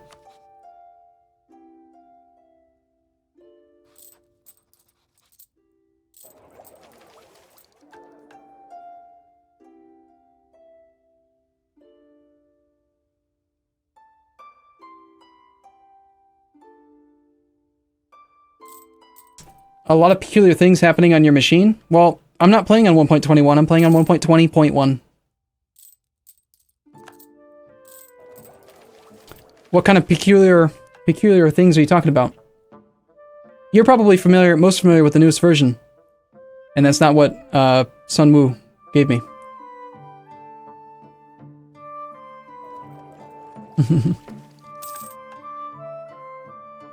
The daimyo? Yeah. The daimyo thing is really weird. So, yeah. Can we revoke these things yet? 72. Remind me in 72 to revoke these policies, because I don't like them. In hindsight, I wouldn't do it again. Also, remind me that meteors, or comets, or whatever you want to call them, they suck. 8 Diplo points, gain autonomy in our capital. I'm fine with that, honestly. I want the burghers to have power. Not to mention, it goes down really fast. Compared to other provinces. England's staying busy.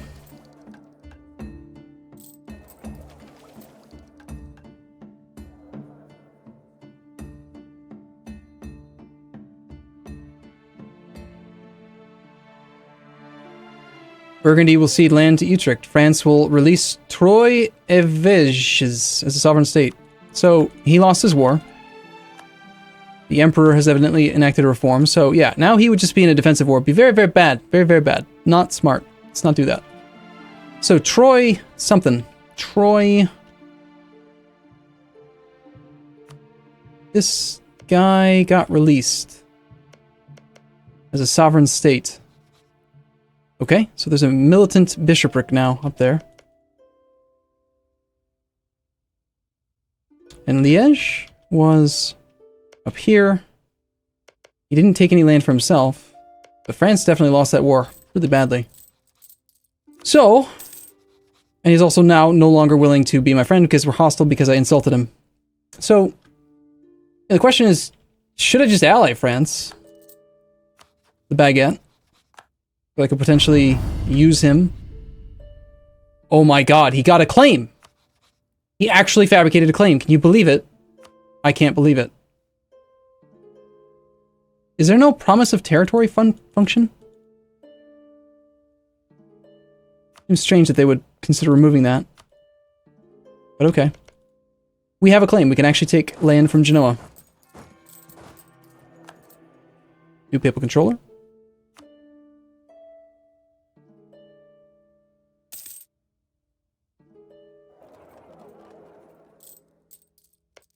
Alright, so let's say we attack Genoa.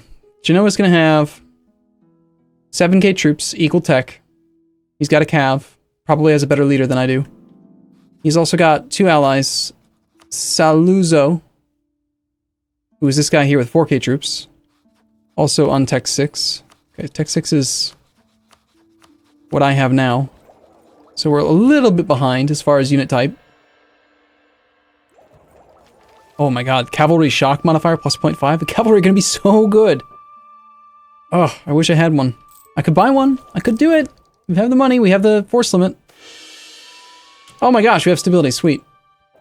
It actually finally happened. Let's do, Alright,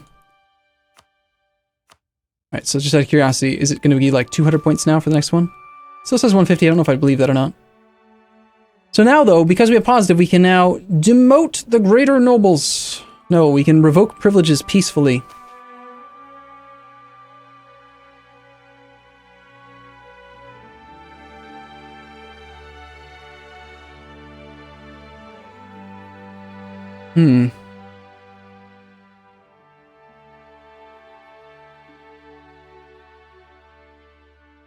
So I spend 20 admin, 20 dip, and it only cuts the benefit in half.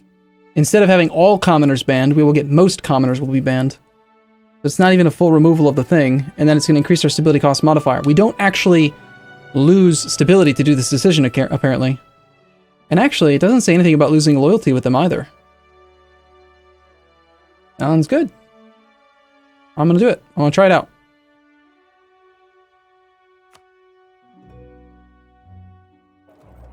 Looks like it just did it. There was no further pop-up. So now we can go back to the Greater Nobles, assess, list of privileges, and yes, now we immediately now have just most commoners. And there was no loyalty hit.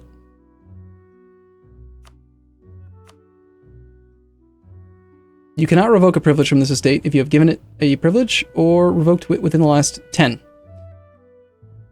Okay, can I revoke from the burghers as well? I can. Okay, cool.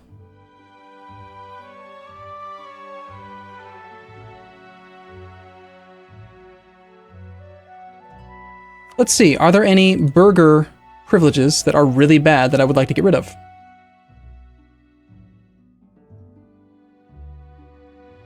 Provincial trade power in every province owned by the state. There's only one.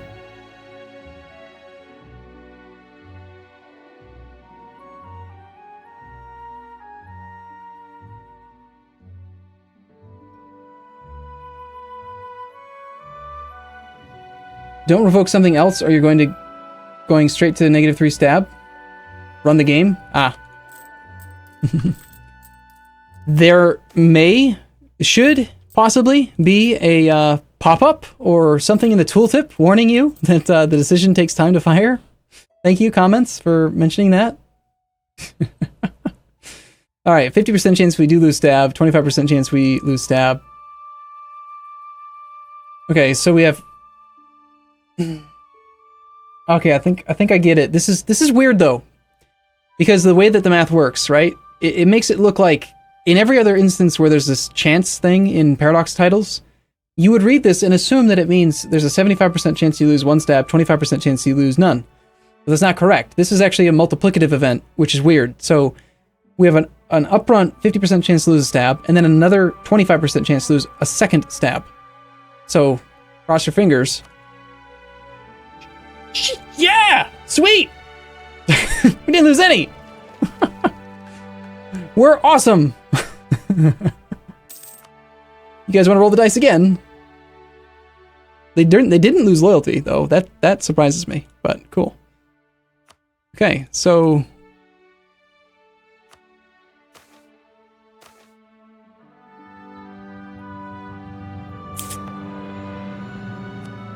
Alright, so the province, they only own one land, only own one province.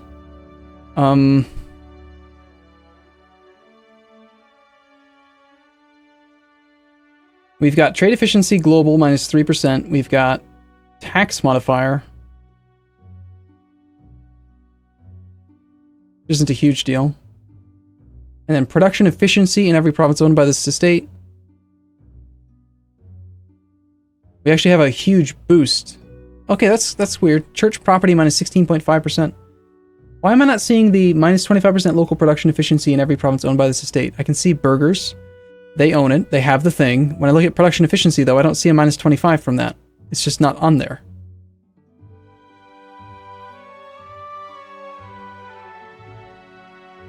I'm not seeing token honorary noble titles as a modifier to production.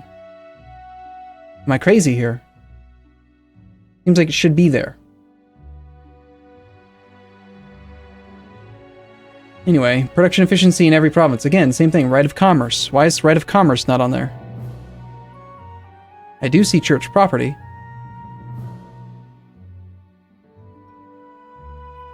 Huh, it should be there, right?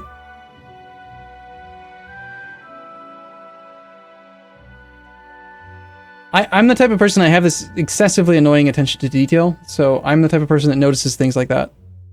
Either it's not properly listed and it just should be in there and it is working, or it's just not working at all. But something's amiss. Something wrong there. May refer to production efficiency of urban goods, which are represented by modifiers. Okay. In that case, this tooltip's not very clear. If it's minus 25% local production efficiency of urban goods, it should say that. But okay, so we have two types of production. We've got local production where we're making wine, and then we've got I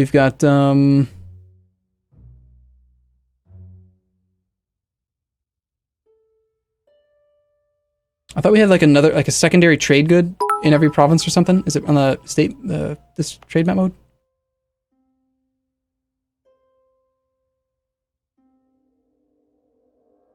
Mundane urban good. Apparently we don't have an urban good in Proenza.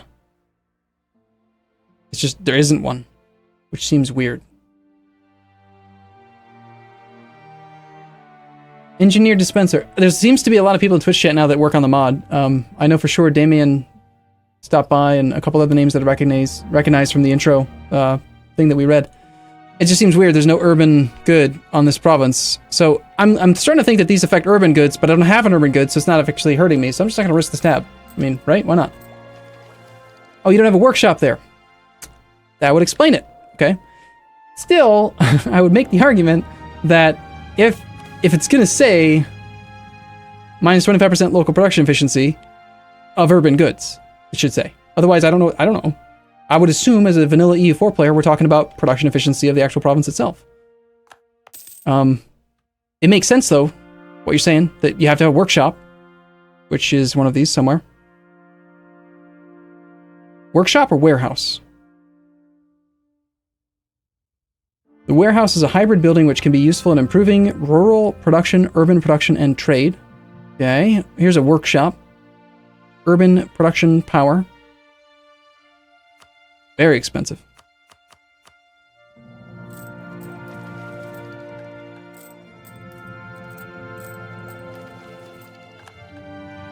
Okay. So, anyway, relationships. I think that we ditched the relationship with Hohenzollern, now that we know for sure that we can only have 2 allies. I wasn't sure. There was nothing telling me, until I got the second ally, there was nothing saying I can only have 2. The tooltip, you'll notice, here, let me demonstrate. If I say, for example, I want to ally the Papal State. No, they're at their limit, never mind. How about our... whatever, we'll do this one for example. So, I am currently at 5 out of 6 relations, and when I look at this guy's thing, I can offer alliance, and then just do it. It's good, it's fine, everything's great about it. Now that I have the max relations and I hover over the alliance here, now this huge tooltip pops up that says the reasons why I can't go any higher. But if you're playing for the first time, you don't know that the alliance you're going to pick up is going to be the last one you can take. That tooltip needs to like pop up all the time, or it'd be cool. It'd be really cool if there was like some sort of indicator on here. It says you have 5 out of 6 relations, but only 2 for allies. And now Q chat telling me that's there. It's already there. You just missed it. Right, where is it? Tell me. We can rival Milan. Who actually has a smaller army than I do?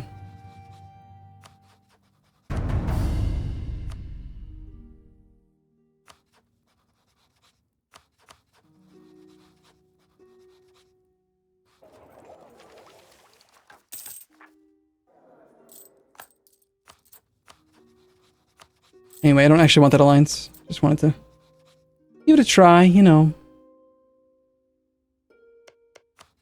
Mr. Popeman. Reach their alliance limit. They don't want to be our buddy.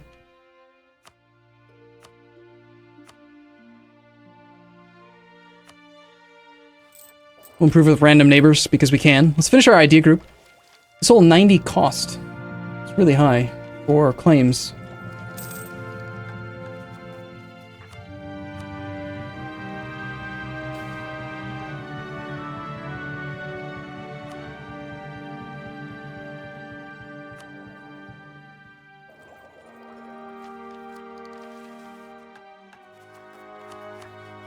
England, be my ally and attack France. Let's go. You know you want to. They've reached their alliance limit. They've reached their alliance. Everyone's reached their alliance limit. Frustrating. I wonder. I suppose France is still willing to defend because of their warning.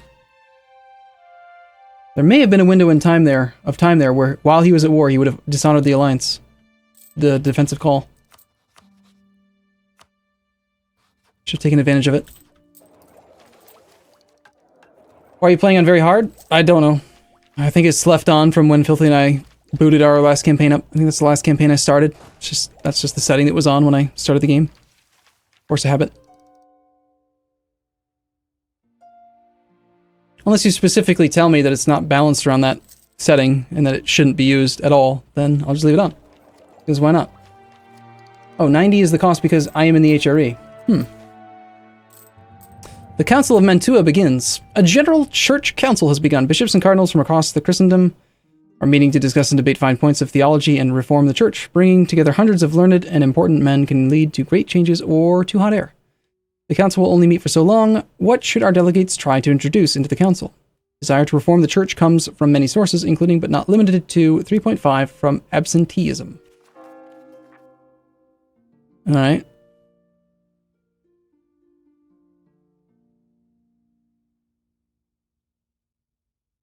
Sure. Let's try to depose the anti-popes. Seems reasonable. Can you try to assimilate the vassal? Well, we've been playing long enough that we should theoretically be allowed to. But I believe the way that they've got it set up, this is kind of confusing to me. It looks like assimilation is automatic now. We're 27.9% assimilated. We haven't spent any points.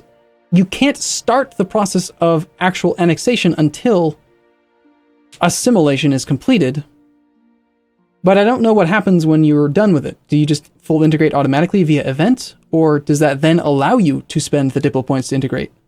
I don't know. But I cannot start the integration. We've had him as a subject long enough that we could theoretically do it, but for more details, don't forget to check your vassal policy decisions. Yeah, I mean, I've looked at that a little bit, but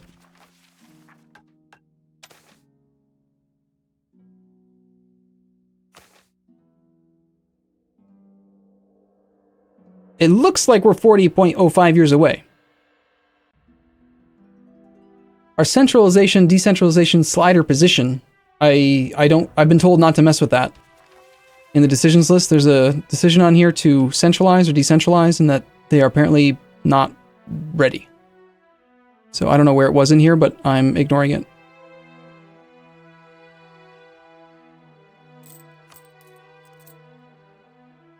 You can start the integrate after the assimilation is complete. What would be the incentive to actually finishing the assimilation? The advantage, I guess, would be that we would already have a province with banking, so we can embrace the institution. I won't inherit his claims. I'm not in any stronger position, really, to actually attack the next door neighbor. Are you serious? Goddamn meteors? Alright, thank God we didn't actually get a stab hit, because I would have killed somebody. Alright. Ecclesiastical jurisdiction. You'd have a religious scandal or submit to church authority. Alright, sure. Let's just submit to the church's authority. We're a good Catholic.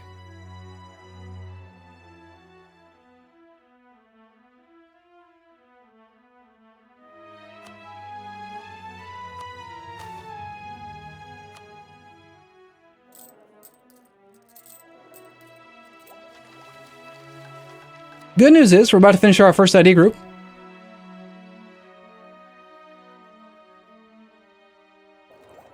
We can start trying to knock out some ideas here as well. We're about to be able to take Military Tech 7, which would be the first I would possibly consider using to attack this guy. France has declared war upon us. They cite recover the French provinces as their casus belli. Oh, okay then, I see. Fun. Hungary is in the war. Oh, right. I am in the HRE. I forgot about that. We are inside the Empire.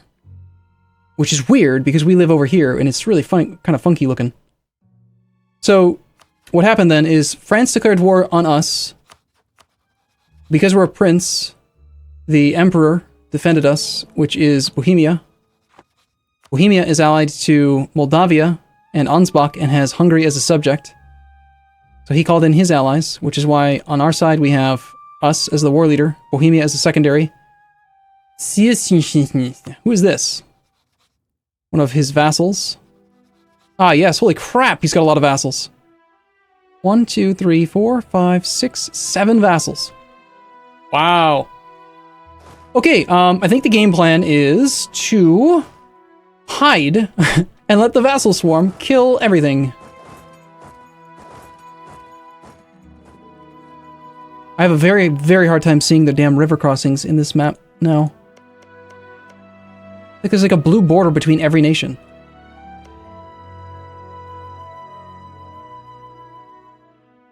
Alright, there is a river here. We're gonna go hide in here. I think I do. I think France is goofed up here. I think this is kind of silly of him. Anyway, we're gonna go hide.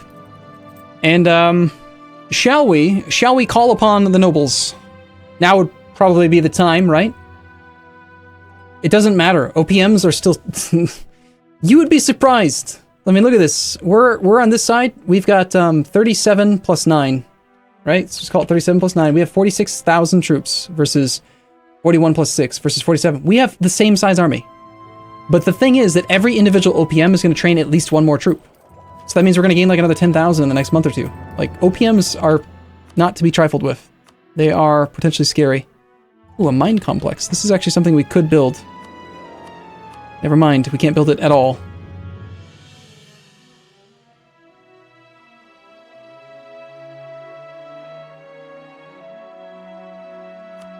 We have the money for it, but... Anyway, so we're the defender in a war now versus not being at war at all. So we can do defensive war support. Let's try that. Set Burr free picks to 1. Okay? You have come to the burghers for support in your war. The burghers are generally reluctant to go to war and will not offer you any free support for an offensive war regardless of their loyalty. If you are fighting a defensive war and their loyalty is above 70, you'd be allowed to choose one option without incurring a loyalty cost. Free picks. So, because I have 61 loyalty, I'm guessing that I don't actually get it. What happens if I retroactively, like, boost up their loyalty, like, right now, though? Would I then be able to do it?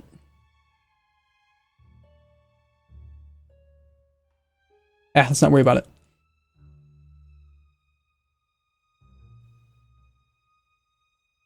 Because you are fighting a defensive war, you receive a pick free of loyalty cost. The state will give 2 additional force limit for the duration of the war. That's not very good. Financial support. Because you're fighting a defensive war, you receive a pick free of loyalty cost. But it still says 2 loyalty.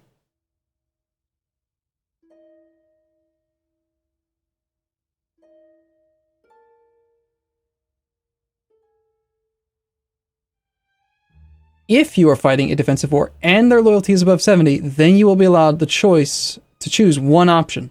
But in the tooltip, it's saying, because you are fighting a defensive war, you receive a pick free of loyalty cost.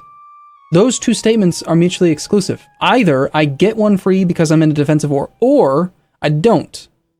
If it's contingent upon me having 70 loyalty, then this is not true. I don't get one for free, right?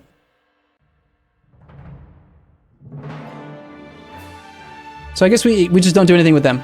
How about the greater nobles? Defensive war support. You have come to the greater nobles. If you're fighting a defensive war, they will be more enthusiastic about aiding you in their effort. However, offensive wars will require calling in favors or twisting or arm twisting. You cannot request war support from an estate which you have poor relations with. Whatever that means. That's very unclear, but sure. Because you are fighting a defensive war, you will receive a pick free of loyalty cost. The greater nobles... See, now I don't trust it. 1 infantry. Woo! Or I can do full military support and get 1 infantry. So it's either 1 or 1, but this one costs me loyalty. Or I can organize a noble war council. Prestige from land battles, plus 30. Recover army morale, army tradition. None of these sound particularly appealing, but let's do the partial military support for whatever. And then finally, we've got the lesser. We have 1 free pick. Partial military support is no troops, as is full military support, no troops. We can bolster the defenses. Let's bolster the defenses. Sounds great. So the Greater Noble Levies will field on the 29th of October. I should also consider trying to get my tech up soon. A corrupt advisor.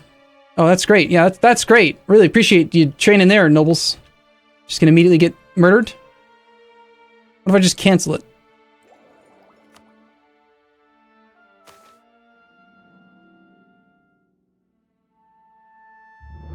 Free picks 1. It still says free picks 1.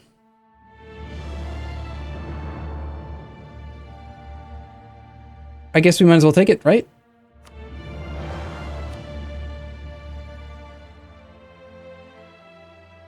I mean, he's gonna kill my army. We'll go 1 day. And even though it says they'll be fielded on the 29th, they're actually not going to be. Whatever, just can't. I'm not gonna let them just murder it right away. That's... Ah! God damn it! Freaking pop-up! I clicked! I didn't even read it! I'm pretty sure it was about loot. I think I clicked the bottom one. Okay, yeah, I did. Strongly encouraged looting. Oh man, strongly encouraged looting. Okay, war exhaustion, minus 0.04. Discipline is reduced, siege ability is reduced, looting speed is 40% increased. Alright, well I probably would have taken that one anyway, so whatever. Anyway, what are we hostile to? Where can I go loot safely? We're not gonna loot anything safely right now. I'm just gonna hide. Hide in the gosh darn mountains. Alright, corrupt advisor. Something about the statesman. Sure, just kill him. We don't need to replace him. It's Diplo points. We don't care. So I'm a bit concerned about how fast the forts are going to fall. The siege ticks are 21 days long. The base is 15, so we're actually increasing the time by a fair bit, which is good. We've got excellent defensiveness. Our capital has pretty damn good defense. Still 21 day siege ticks, though. And France is working on it right away. And of course, this is where we are going to start to see the effects of loot. They're going to be taking money out of our local wealth pile. Our pile of ducats. Come on, derps, get over here. Fight him. Come on, Bohemia. You're the emperor, man. Come do it. Construction cost minus 5. Yearly corruption minus 0.05. And cost to fabricate claims gets reduced. Let's see if that applies right away. No. Alright, cool. What about maybe after a month?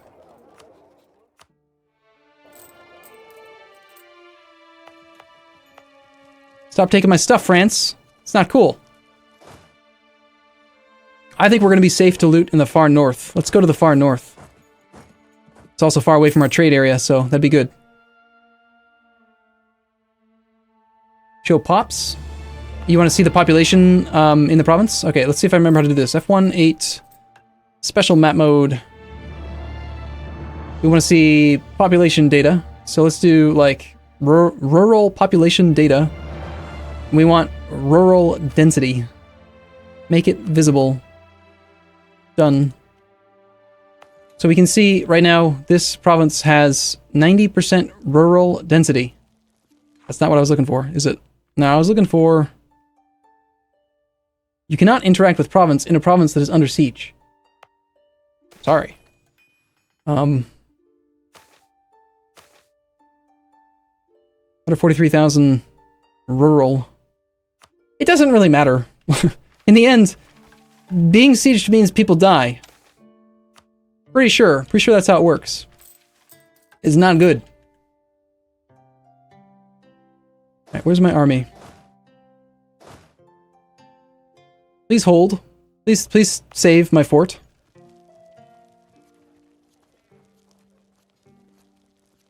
Wall breach! God damn it, France!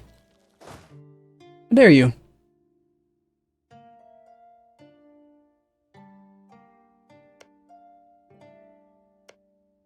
Yeah, there's no garrison up here. It's owned by Burgundy. We can easily get some loot from up there. Of course, I think the loot is going to slow us down. If I remember correctly, it like makes us move slower. Okay, cool. Head of our religion has publicly declared that the loyalty of the Duke is a holy duty. Loyalty to the Duke is a holy duty for the Catholic faith. Sweet. Free legitimacy. It's not bad. Any other modifiers we can get, like... a little bit of discipline would be nice.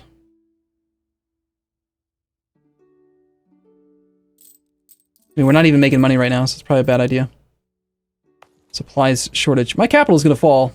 Burgundy's just like, he doesn't care. He's not going to help. I have no idea where the freaking army is.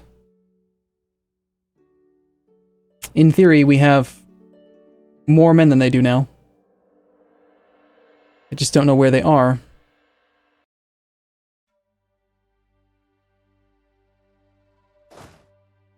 Don't attach to me. Ignore my army. I am just up here to loot. While the Emperor protects me. Alright, I'm assuming we only need one troop, and I really want to avoid any attrition, so we're going to take just one dude up there for now. I don't know. I've actually, this is my first war, since every time I've tried playing so far, I've ended up staying in a union underneath Naples. The first couple times I tried it, I wasn't able to actually do anything because there was a bug with the CBs and I couldn't actually declare war. Apparently he's decided to break up the siege. He's just done. Even though he breached the walls and could have assaulted, he's given up. So that's nice of him. How's our pile of ducats look?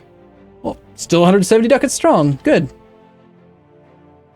Let's take a look at the actual province data now. Examine province data in detail. I want economic data on the province. Rural wealth, 72. Urban wealth, 119. Cool. French swarm is going north. Yes. The actual Burgundy... Sorry, Bohemian swarm? No idea. So, where would I see the loot attached to the army?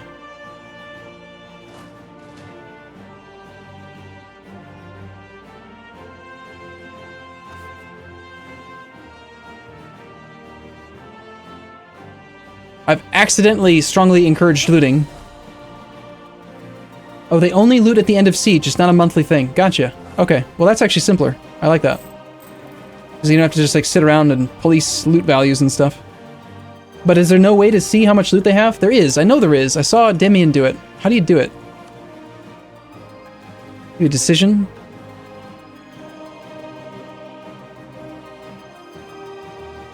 Decision tab. See? Ah, see, I knew it. I'm not crazy. View loot pool. There we go. Work in progress. Work in progress. Alright, we have thus far carted home 0 ducats worth of loot. Our armies are carrying 42.228. Missing localization! Exclamation! It's fine. It's cool. It's good. Okay, apparently we are carpet sieging. How does this work? I'm tempted to, like, join this siege and see, do I get some of it, to split it amongst all people who participated? Is it based on, like, the relative strength, or is it just whoever arrived first? So what was that number again?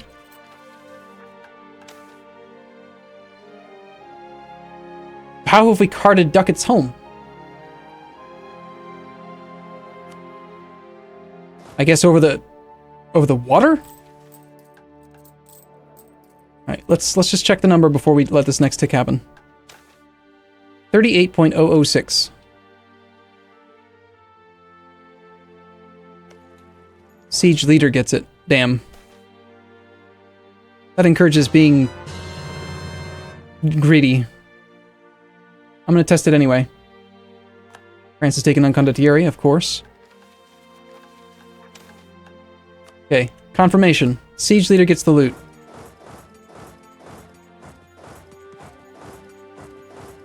There's an actual fort projecting a zone of control down here. Is there... Okay, how can I think I can do this. I think I can go, like, B8, special map mode, economic indicators, urban infrastructure, provincial wealth. I want provincial wealth. Make provincial wealth modifiers visible in provinces, visible in trade map mode. There we go. Now we can find the monies. 380 local wealth over here. Nice. Where can we march? We can get to the zone of control here. And there's a whole 50 ducats there. Nice.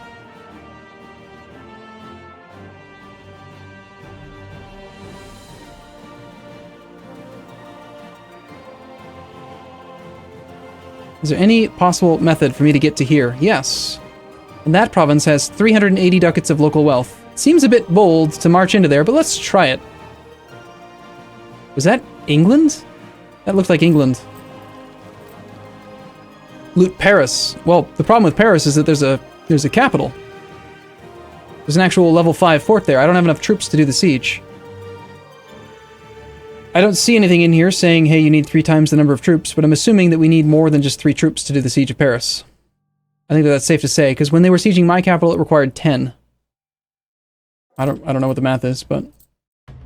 You also take loot from infrastructure and farming efficiency. So loot all the things, is what you're saying. Got it. Will do.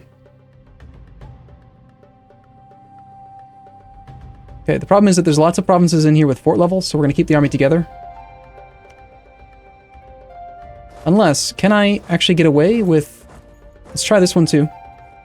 Watch my entire army get stack wiped. Are overruns still in the game? The 10-to-1 ratio from vanilla? I would assume yes.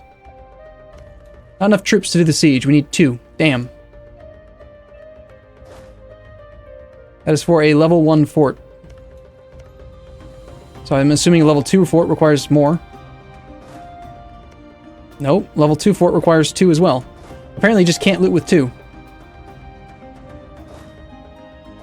Let's definitely stop him from training that man-at-arms. And if we can't loot this, then let's just move on. Turns out that extra infantry would have been really useful. Would have been great if they would have trained it, you know, in a different province than this one. Like, I don't know, my capital or something. Like, you would assume that, oh man, seriously? This one requires 4? Why?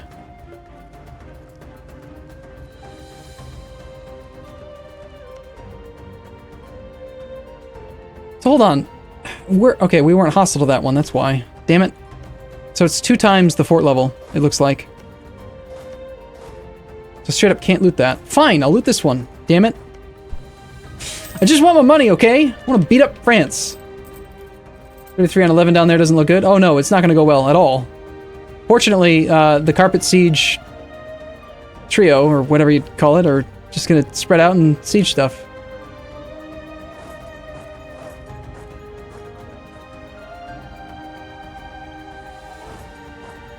We could go for over here. There's no fort there. Let's go there. Getting awfully far south, though, now. Alright, let's check. Are we still carting loot home, even though we're not on the coast, and we're far away from our capital? No. So somehow we managed to cart some loot home. Don't know why. Maybe we ended a month while we were in that province or something? Maybe the sea tile adjacency gave it to us? Alright, there is a 0.7 stack coming for me. Oh, it's 3 on 1. 3 on 0.7, in fact. I guess we'll take that, but then we gotta probably bail. Nice deployment. Cool.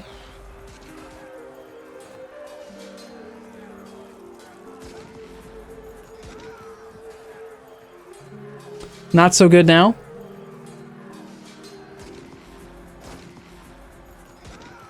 Yeah, let's go ahead and not be up here.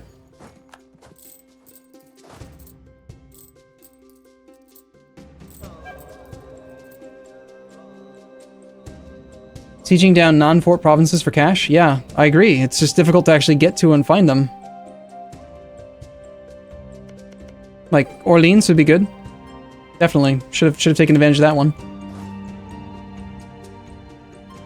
The French Provencal War of French Unification. So Ansbach was knocked out of the war. Well, that's less than ideal.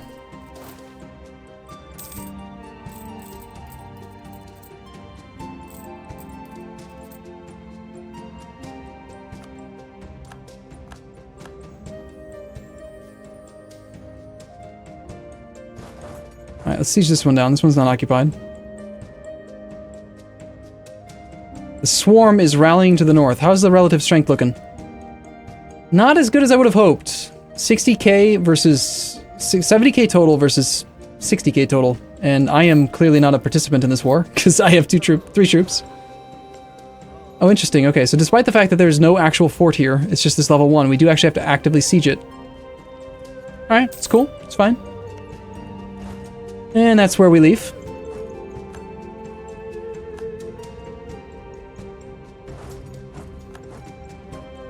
Alright, they are strongly considering actually doing this fight, too.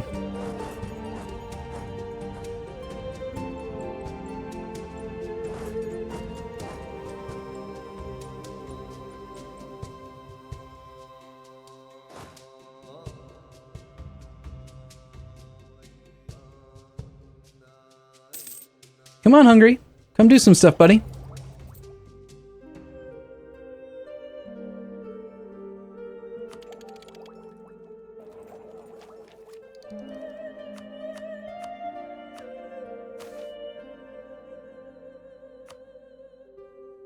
There seems to be a bug, I think, with this. I've taken 2 picks so far from this estate, and it's still showing free picks of 1.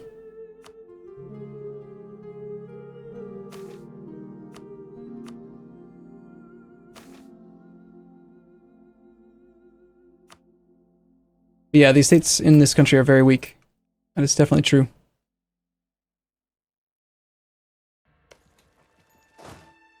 Alright, don't attach to me, because I'm just hiding. You guys go do stuff. Go fight. I will totally help you, I promise. Estate logistical support. Land force limit +2. Anything for our dear consort?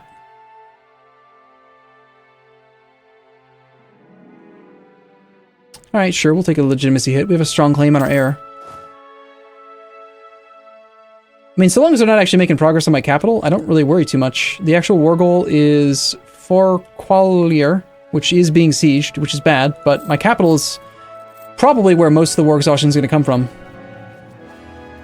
We're currently at negative war exhaustion at the moment.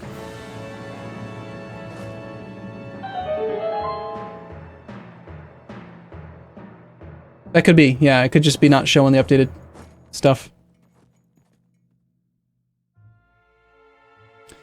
That would be Bohemia, straight up fighting France. He's on tech 6. To the French tech 6. So I actually have a tech advantage over them right now.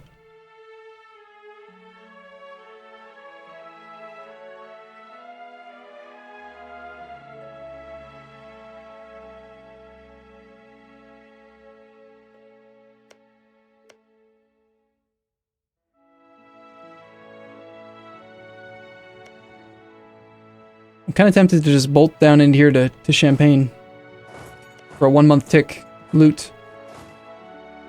Seems kind of risky being near that 21 stack, but I can't really see helping it, you know? What about this? This guy is about to finish this siege, which should give us access to Antwerpen. It's level 1. Antwerpen has 380 local ducats. Actually, we can ignore it and just go straight by. I didn't... So Zone of Control is still, like, in the game, but it's just sort of... There's different stuff on this map mode now. 40% chance of subtract stability points with 50. No. I'll just pay money. I'm not going to turn... I'm not going to risk losing stability. That's crazy. You have looted White Beast? I couldn't have gotten to the Bohemian army if I wanted to.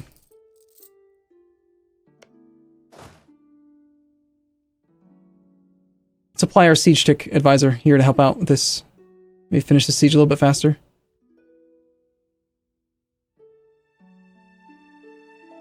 Yeah, they're definitely not going to let us stay up here safely. It's a lot of dudes. Like Bohemia is going to come down here and maybe? No, he's decided against it. Never mind. Fair enough, sir. The siege has been going on for 120 some days. It doesn't feel like it though. It's just not ending.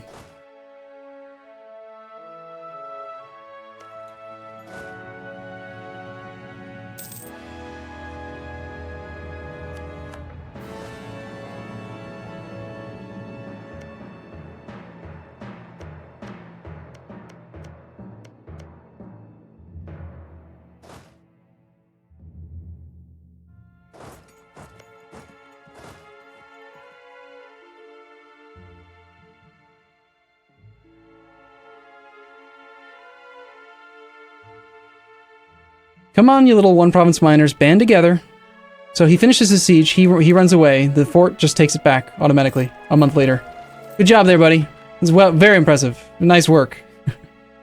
So this is interesting, because this is actually a level 1 fort.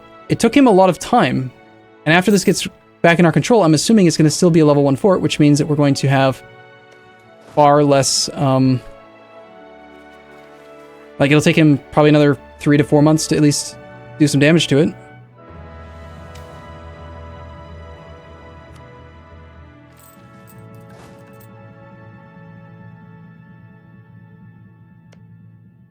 Yeah, they have the war goal, but it doesn't seem to matter. They had it. It's going to come back into my control in just a moment. Alright, we sieged that province down. We did not gain any more loot. It looks like then this province looted this war modifier. You can only apparently loot a province one time in a war. So that's worth noticing, or noting. Seems like the fort is destroyed. I'm thinking it's because it was temporarily controlled by somebody else. Or perhaps, yeah.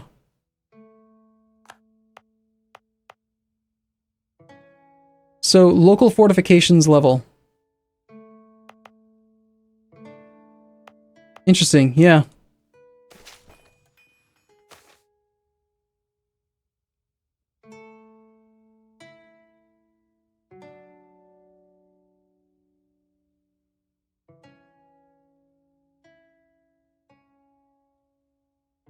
Okay, so this is different. I'm trying to build a fort. What about local fortifications? Was that an actual thing you build?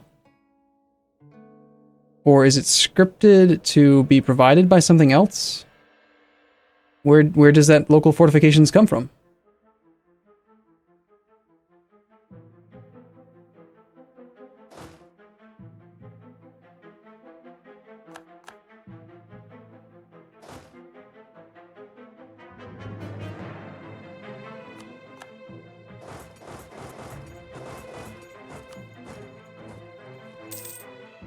We do have negative war score from battles. There is a bit of a concern here about this stuff. And yeah, there is no local fortifications again.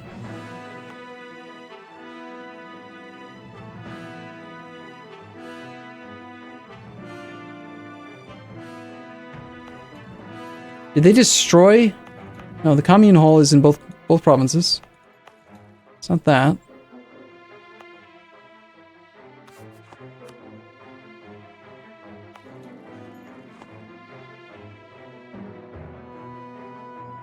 No, you can't build it. It's built by province wealth. Ah, okay.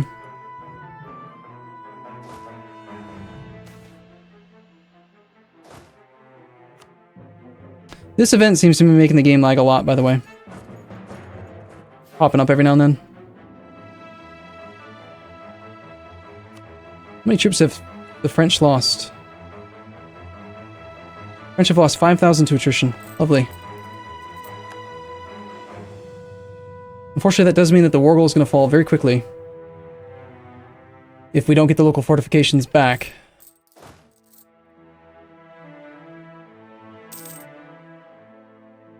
And we don't. He just broke the siege. Hungary is now down here. England's declared war on somebody that doesn't matter. Alright, I'm the leader of this siege, so loot, please. This province has not been looted. Yay. Loot.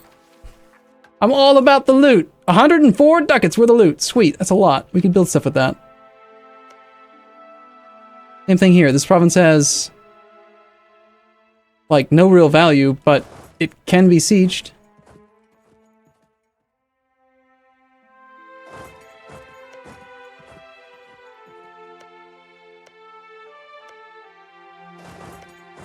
Aemont has wealth. Meanwhile, there was a battle down here that, yes, we lost, of course. I don't know. This doesn't feel too much different to me than, like, vanilla. Like, I can still see the AI bleeding himself out. Yeah, there's certainly some battles that I could have, like, tried to join. But just looking at it, the French have 6.8 war exhaustion.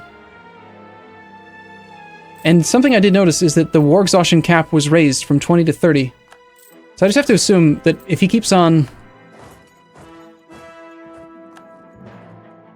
suffering this massive attrition, eventually he's going to decide he just doesn't want to do this anymore.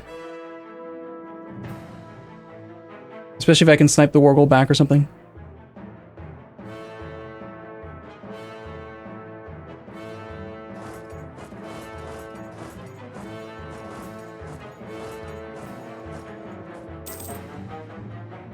Loot slowdown 1 trig mod. Gotcha.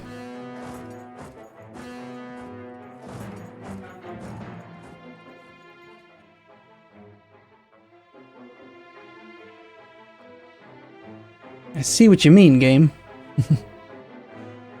You have 13k troops attached to you? I've got some.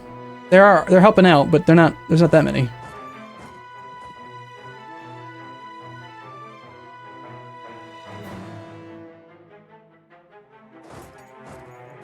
Alright, looks like there will be a battle here. I've kind of roped myself in. By a little bit. We're in the woods. Hungary is nearby, as is Bohemia. So we're the defender. We've got significant disadvantage against Francois.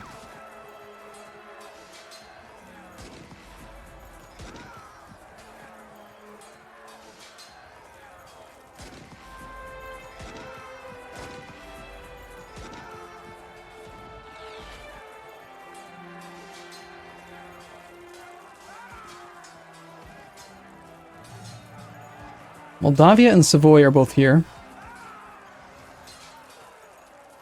I think we're going to retreat. Lost a lot of men in that fight. Did we lose the loot, too, when they die? Obviously, the only thing I care about is the loot pool.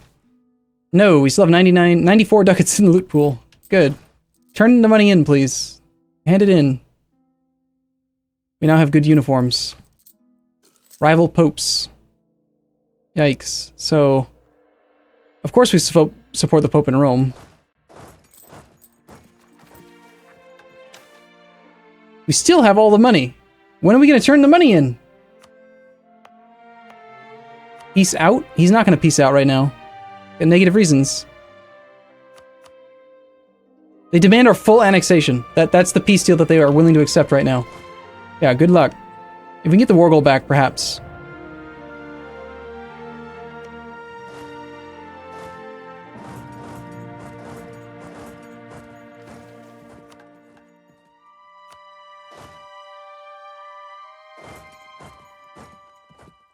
So when are we going to turn our money in from the loot pool, I wonder?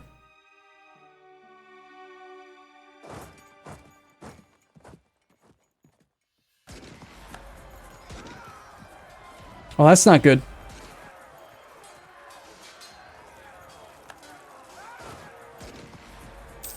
Neither is the 12 that he just rolled.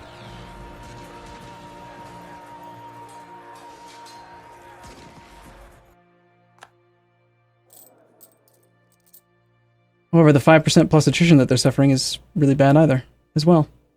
And they're making no progress in my capital. Like, none at all. Alright, come on, Hungary. You got this. Do something.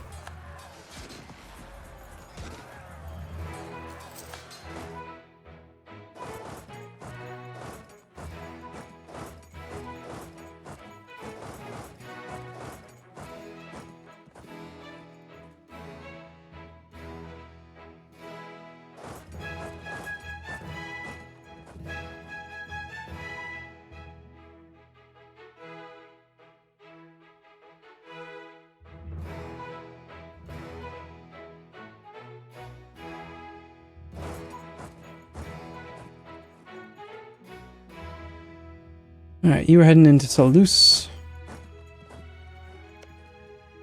Mountains, you'll be there on the 26th. I can be there on the 26th, it says. Maybe that counts as the defender? I'm not sure. No, that will put us as the aggressor. Yep, okay. 26 versus 26. You can never really know. It's practically impossible. There's no simple way that the game could calculate who is actually going to arrive first.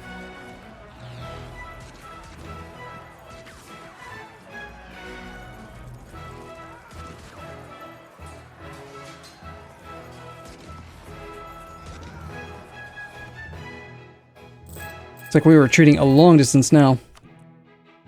So, the French war exhaustion is at 6. Bohemia is at 7.6. Enthusiasm's still high, relatively, but the French stability is really low.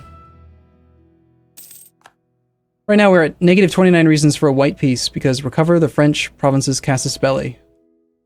War score. And that's it, really.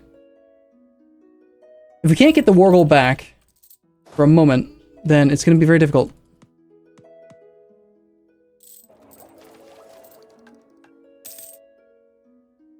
Yeah, I've heard that argument many times, that it's the first country in the tag list, and it's not true. It's not always true. I've tested it. Sometimes it's not the province that you would assume it to be, even if you check the freaking tag list and identify it alphabetically. Unless for some reason the tag list isn't sorted alphabetically, which... when would that make sense? Why would they do that? That's just silly.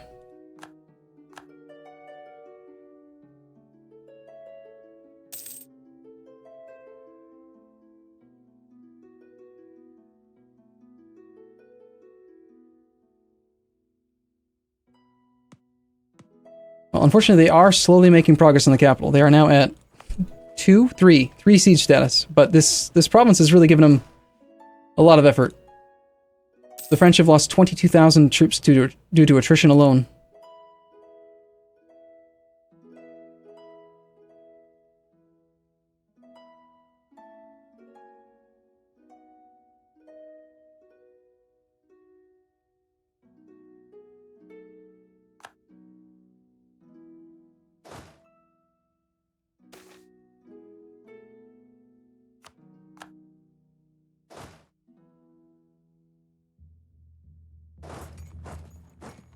We'll stick to the mountains, try to regroup, get some morale back up.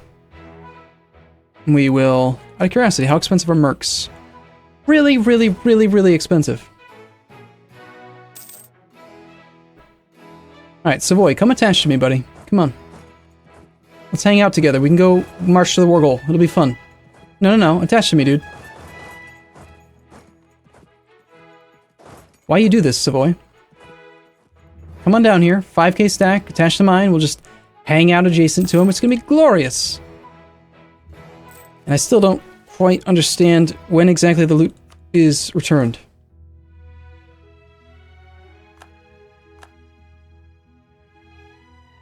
Now, if I were the AI, I would break their siege to come do this, but they're probably not smart enough to do that. They're just gonna let me snipe the war goal, which will give us a sudden big swing in war score. We're now at 1%. We have negative 14 reasons for peace.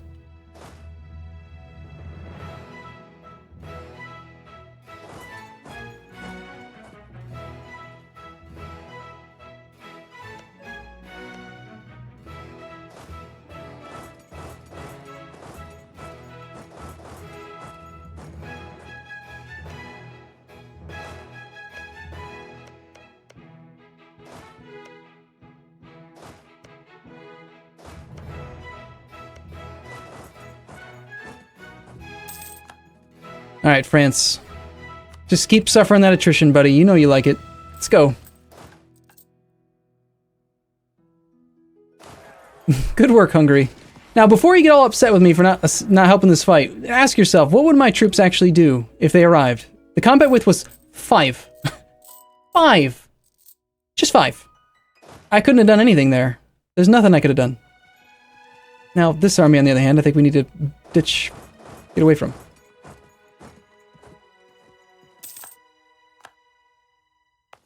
%0 chance my capital falls at the moment. That's not a good sign.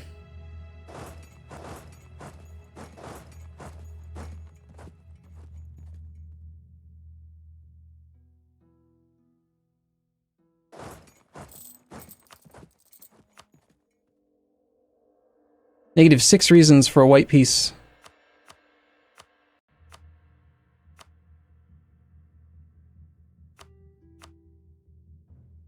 He requires certain things to be part of the peace deal. Of course he does.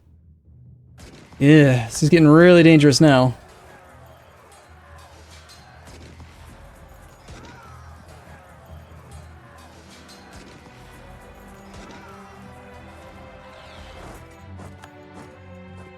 Don't you dare. Don't you dare.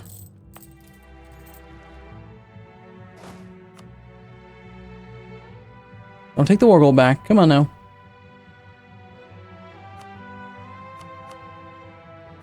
I'm not going to give you the province. I mean, that's just ridiculous.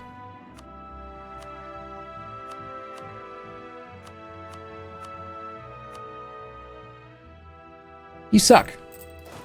You're just going to fail 4 times, get a lot of war exhaustion from losing attrition. It's going to be great. I'm going to snipe back the war goal again, and then you're going to accept my peace, and you're going to like it. Don't you dare. I mean, how many times is it going to take him? He hasn't breached the walls once. 7% chance. It's just never going to happen. Lucky. That's what we are. We are lucky. You ready? You ready for this luck? 7%? I'm expecting like 10 times. It's just going to fail over and over again. No wall breaches. None of that nonsense. Not allowed. We now have negative war score despite having the war goal back. Darn it. Something's changed. Negative war score from battles. Sizabilks. Province of Sizabilks. Occupied by France. It's about to fall. I mean, if you could just let me siege one of his provinces down, that would be great.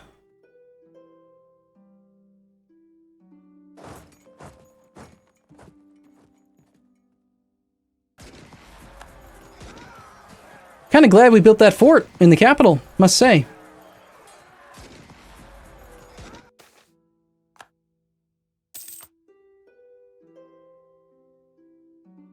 Can you change the difficulty after game start? Yes, I think so.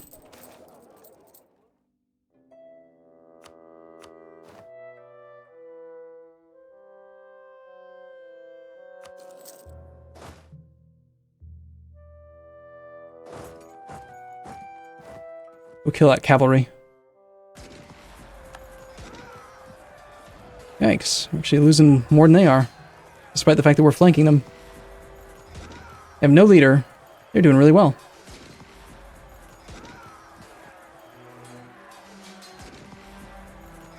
The French are hellbent on this siege. Positive war score. -8 reasons. So what's going on with this? Is he like somehow getting his war exhaustion down? Seems like he is.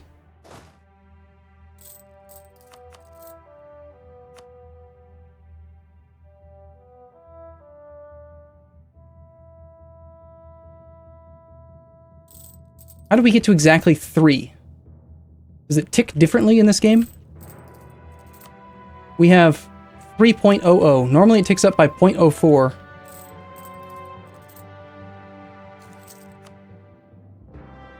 Apparently this now ticks at 0.05, which makes a whole lot more sense. Sorry, 0.5, not 0.05.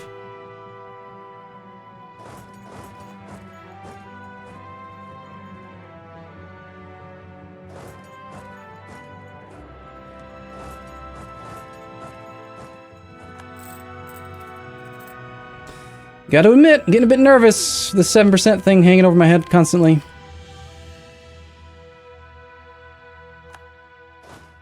Nice. Moderate disease outbreak. That's usually good, I think. Croatia. Loyal man. 041. Just staying attached. The French have been here for 643 days. You're saying it's been a while. -4 reasons! Just don't... I'm not giving you that province, okay? I'll give you anything but that. I'll tell you, you are the coolest cat ever. I will not give you the one province. So we're going to go back to not having the war goal and having to take it back again. And he's just going to continue. Oh no, he made a water shortage. He's actually progressing now. Looks like our garrison level got below half strength. So he has a 14% chance now. All right, well, let's hope that maybe one of these other sieges up here or elsewhere is going to succeed.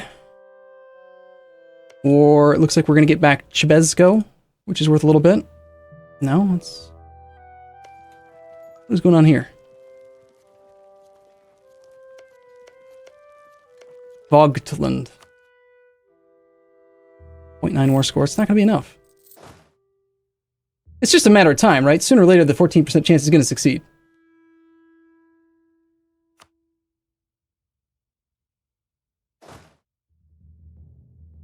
Look at this little guy going nuts. Where do I go? Where do I go? Where do I go? We've lost the siege of our capital. That's less than ideal.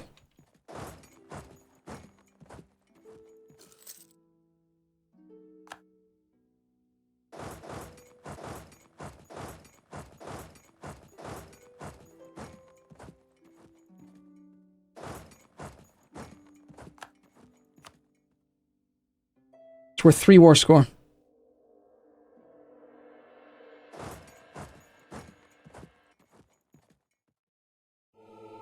It's probably RIP. Yeah, you're right. I agree. We'll try one last Hail Mary. Obviously, I don't even have no chance whatsoever to take that province back, but maybe he'll let me just sit here for a month and get the war goal. Maybe. Or Foy will show up. Foy. And they'll pile on.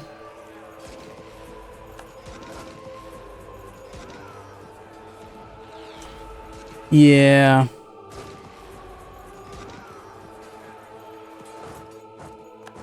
Turns out, probably should have taken the alliance with France. They demand your full annexation. That's the only thing they're willing to accept now.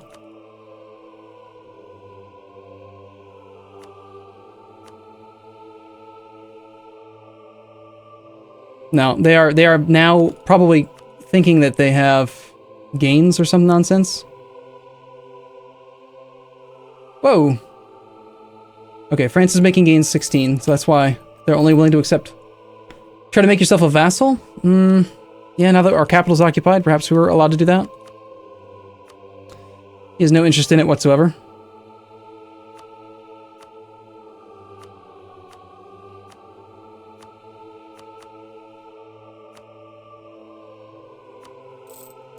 No, he just wants to full annex us. I could have pieced out for the one province. It was only 5 total population, which I don't remember what it was at the beginning of the war. I'm not used to checking on things like that, because usually development is static, so you don't think that you need to worry about it, but... Yeah, relative strength is, gotta admit, France they did a good job. Despite all the attrition that they suffered, this guy lost a massive 66,000 troops to... I mean, we've made it penalizing it, to say the least. We've lost 93,500, and they've lost 175,000? 180,000 almost? But it's just not enough.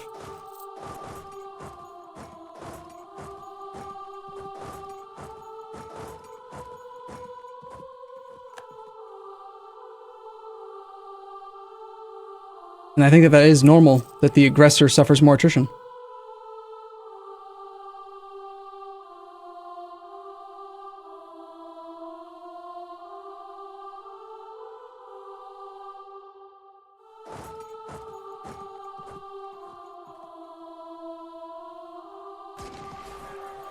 The big dog pile. Combat width of 5.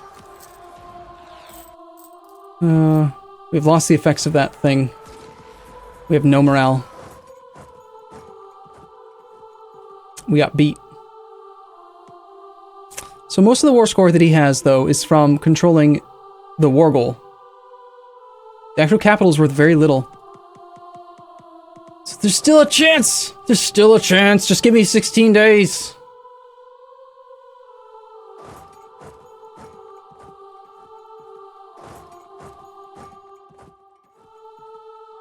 Go away. Just give me an opportunity to do it. Just need the province for a second. Never mind, our army's dead. We're done. GG. Cool. Hey, I have to admit, whether it's the hard difficulty or the very hard, the very hard AI setting, or just the fact that the AI is more competent in the patch, either way, something to provide a better challenge is appealing.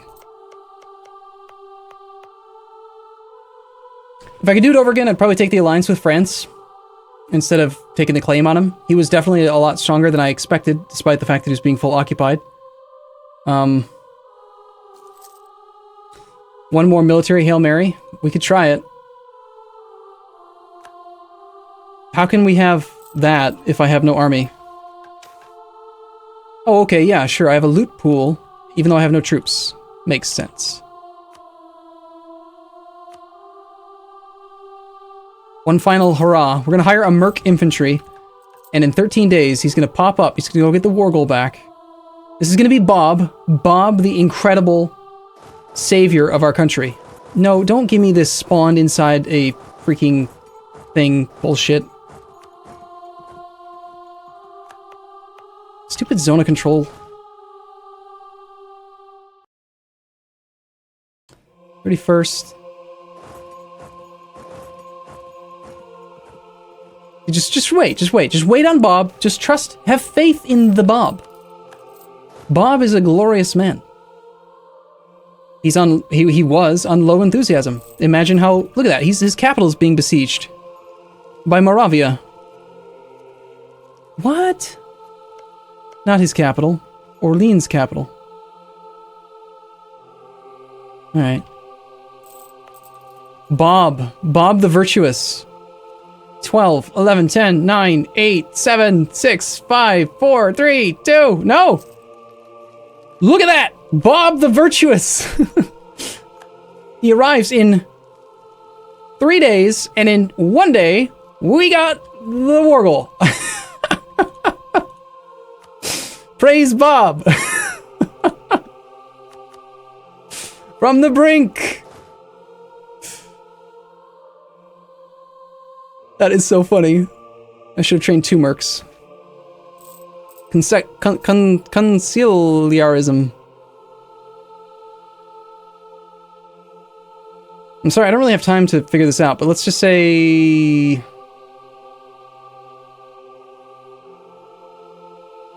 Oh, sure, I'll support it, I guess. Whatever.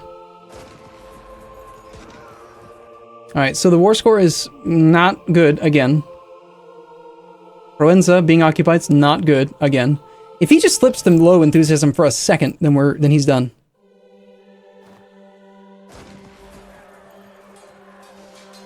And there he is. He's on low enthusiasm. Ah! And you didn't have faith.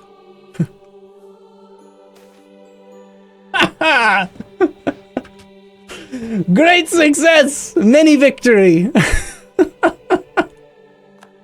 Screw you, France. Go eat a baguette. Bob the Virtuous. The mercenary who I've just disbanded because he's expensive. But Bob did it. As peace settles once again, our armies bring forth the bounty from sacked cities and villages. How much shall go to the state coffers? Taking too much will upset our estates, anger our soldiers, and what soldiers? We have no soldiers. So if we take a 10th, we gain stability. If we take more, we gain unrest. And there's a chance we lose stability. If we take even more, then we get 12 whole ducats. Wow. No, we get 36. 36 and 12.165 is added to the court. I'll just take the 10th. I'll take the stability. Bob saved the future. Thank you for the resub random index. Alright, so how do we actually measure? So devastation is not like a real measure of the devastation. It's just not.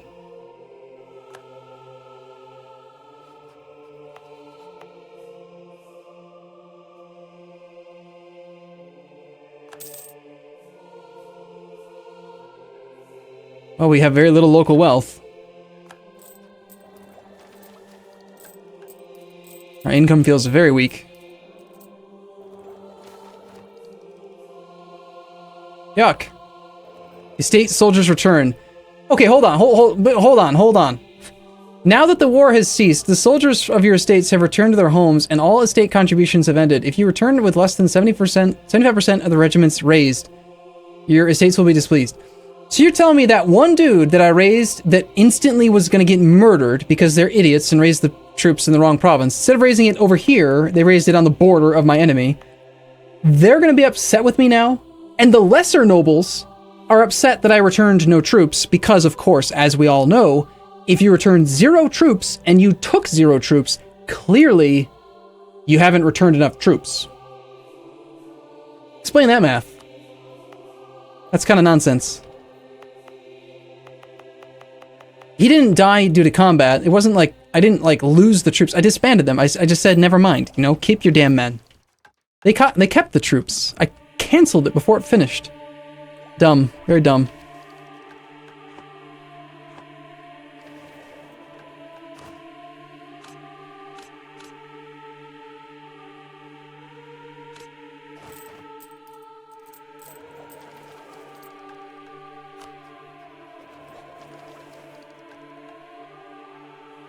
"75% of 0 should still be 0. I returned exactly the amount that I took from the lesser nobles. Like, there's no reason for them to have lost it.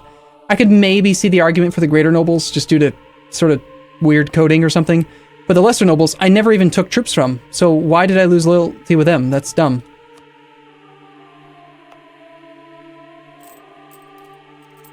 "Yeah, I know. The units only get trained in provinces that the estate owns. Okay, are you looking? Greater nobles, 1. Greater nobles, 2.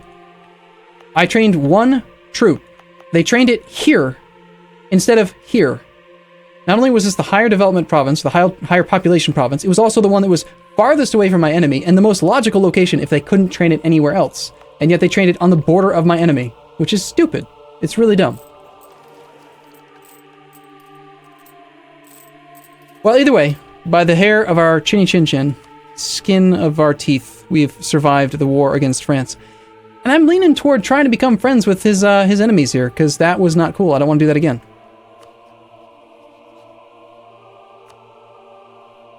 You know, like, oh, I don't know, improving relations with anybody? Maybe even him again? Yeah, I insulted you, and you have a fake pope that I don't believe in. Come on. Such a silly guy, France. Province remains occupied, has expired. I don't know what that means. My guess is that with the lesser nobles, is that it just treats the troops in general, right? If we look through the list, the burghers weren't able to provide troops. Only the greater nobles and the lesser nobles were allowed to. So my guess is that it just takes the total number of troops raised by both nobles categories and then just lumps them together into one and says that I returned 0 out of 1, therefore upset both of them. Greater nobles more than the lesser because of reasons. I don't know why, but that's my theory.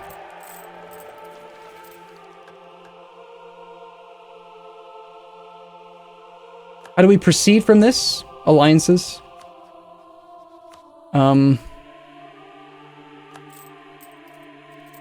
Allying anybody that's strong enough.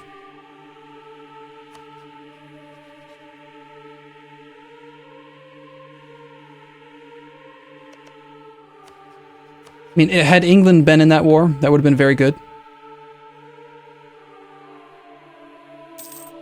If I trained an army and I wasn't on very hard difficulty, I could pretty much get an alliance with the English. So a little bit of improved relations, plus train an army, plus just not play with extra modifiers, and we have it right there. Yeah, the local fort was destroyed. Apparently that's an automatic thing, I guess, based on the local wealth. I don't know when it comes back. I don't see an option to build it.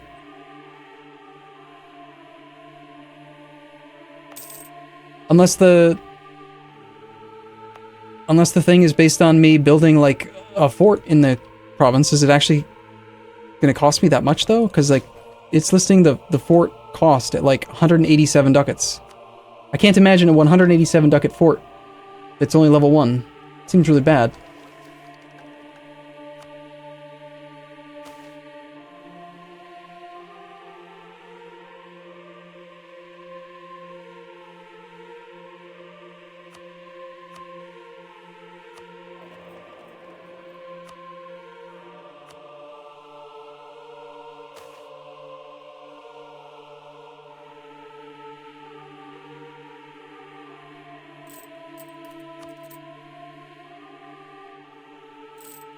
Yeah, you can pay with manpower, but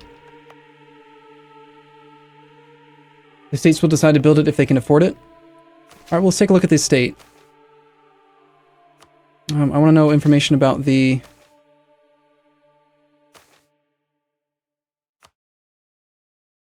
I want to know more about the nobles, greater nobles then. They have 81 ducats. They still only have 1 infantry. I don't know how much it would cost.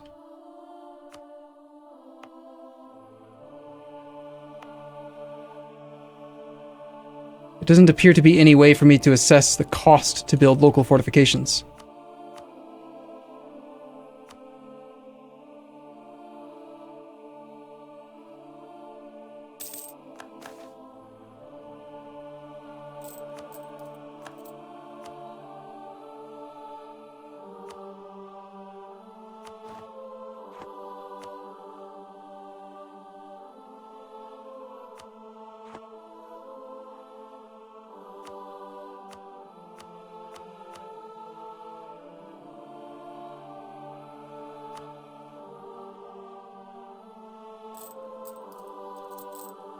Okay.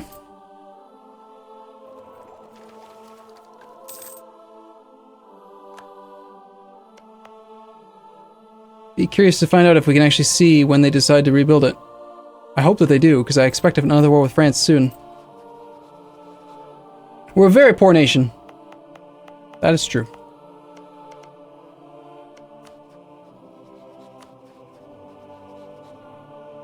But soon we'll have enough favors we can pull Savoy into a war with Genoa. Like, I don't know. Like, it's a tough start, sure, but I actually feel like it's totally doable. Even where we're at right now. Not ideal, sure, but... Do we have unbalanced research? Is that a thing? No, doesn't look like it. I got 5 and 8, which would normally, in vanilla, trigger unbalanced research. We're not getting that penalty, so that's good. Yeah. Do it over again, maybe not insult France and get a claim on his province. Maybe we cancel that mission. Lose the claim, see if we can turn him around.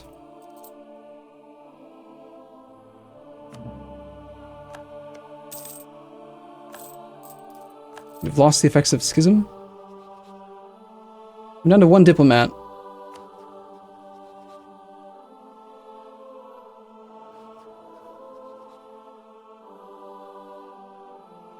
Shabby court. So we have so little money that our court has now been degraded down to the level of shabby. Because our court is at 29.44% court level. So basically I have to spend some more money now to actually get the court up to a...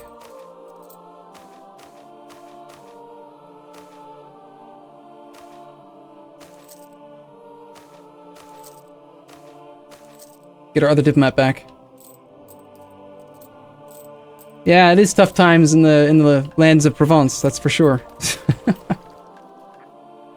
It's good though, it's good, it's fine.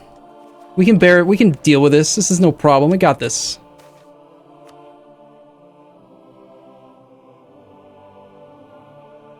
We can handle it. It's not a problem. We'll build new local wealth. And it will be good.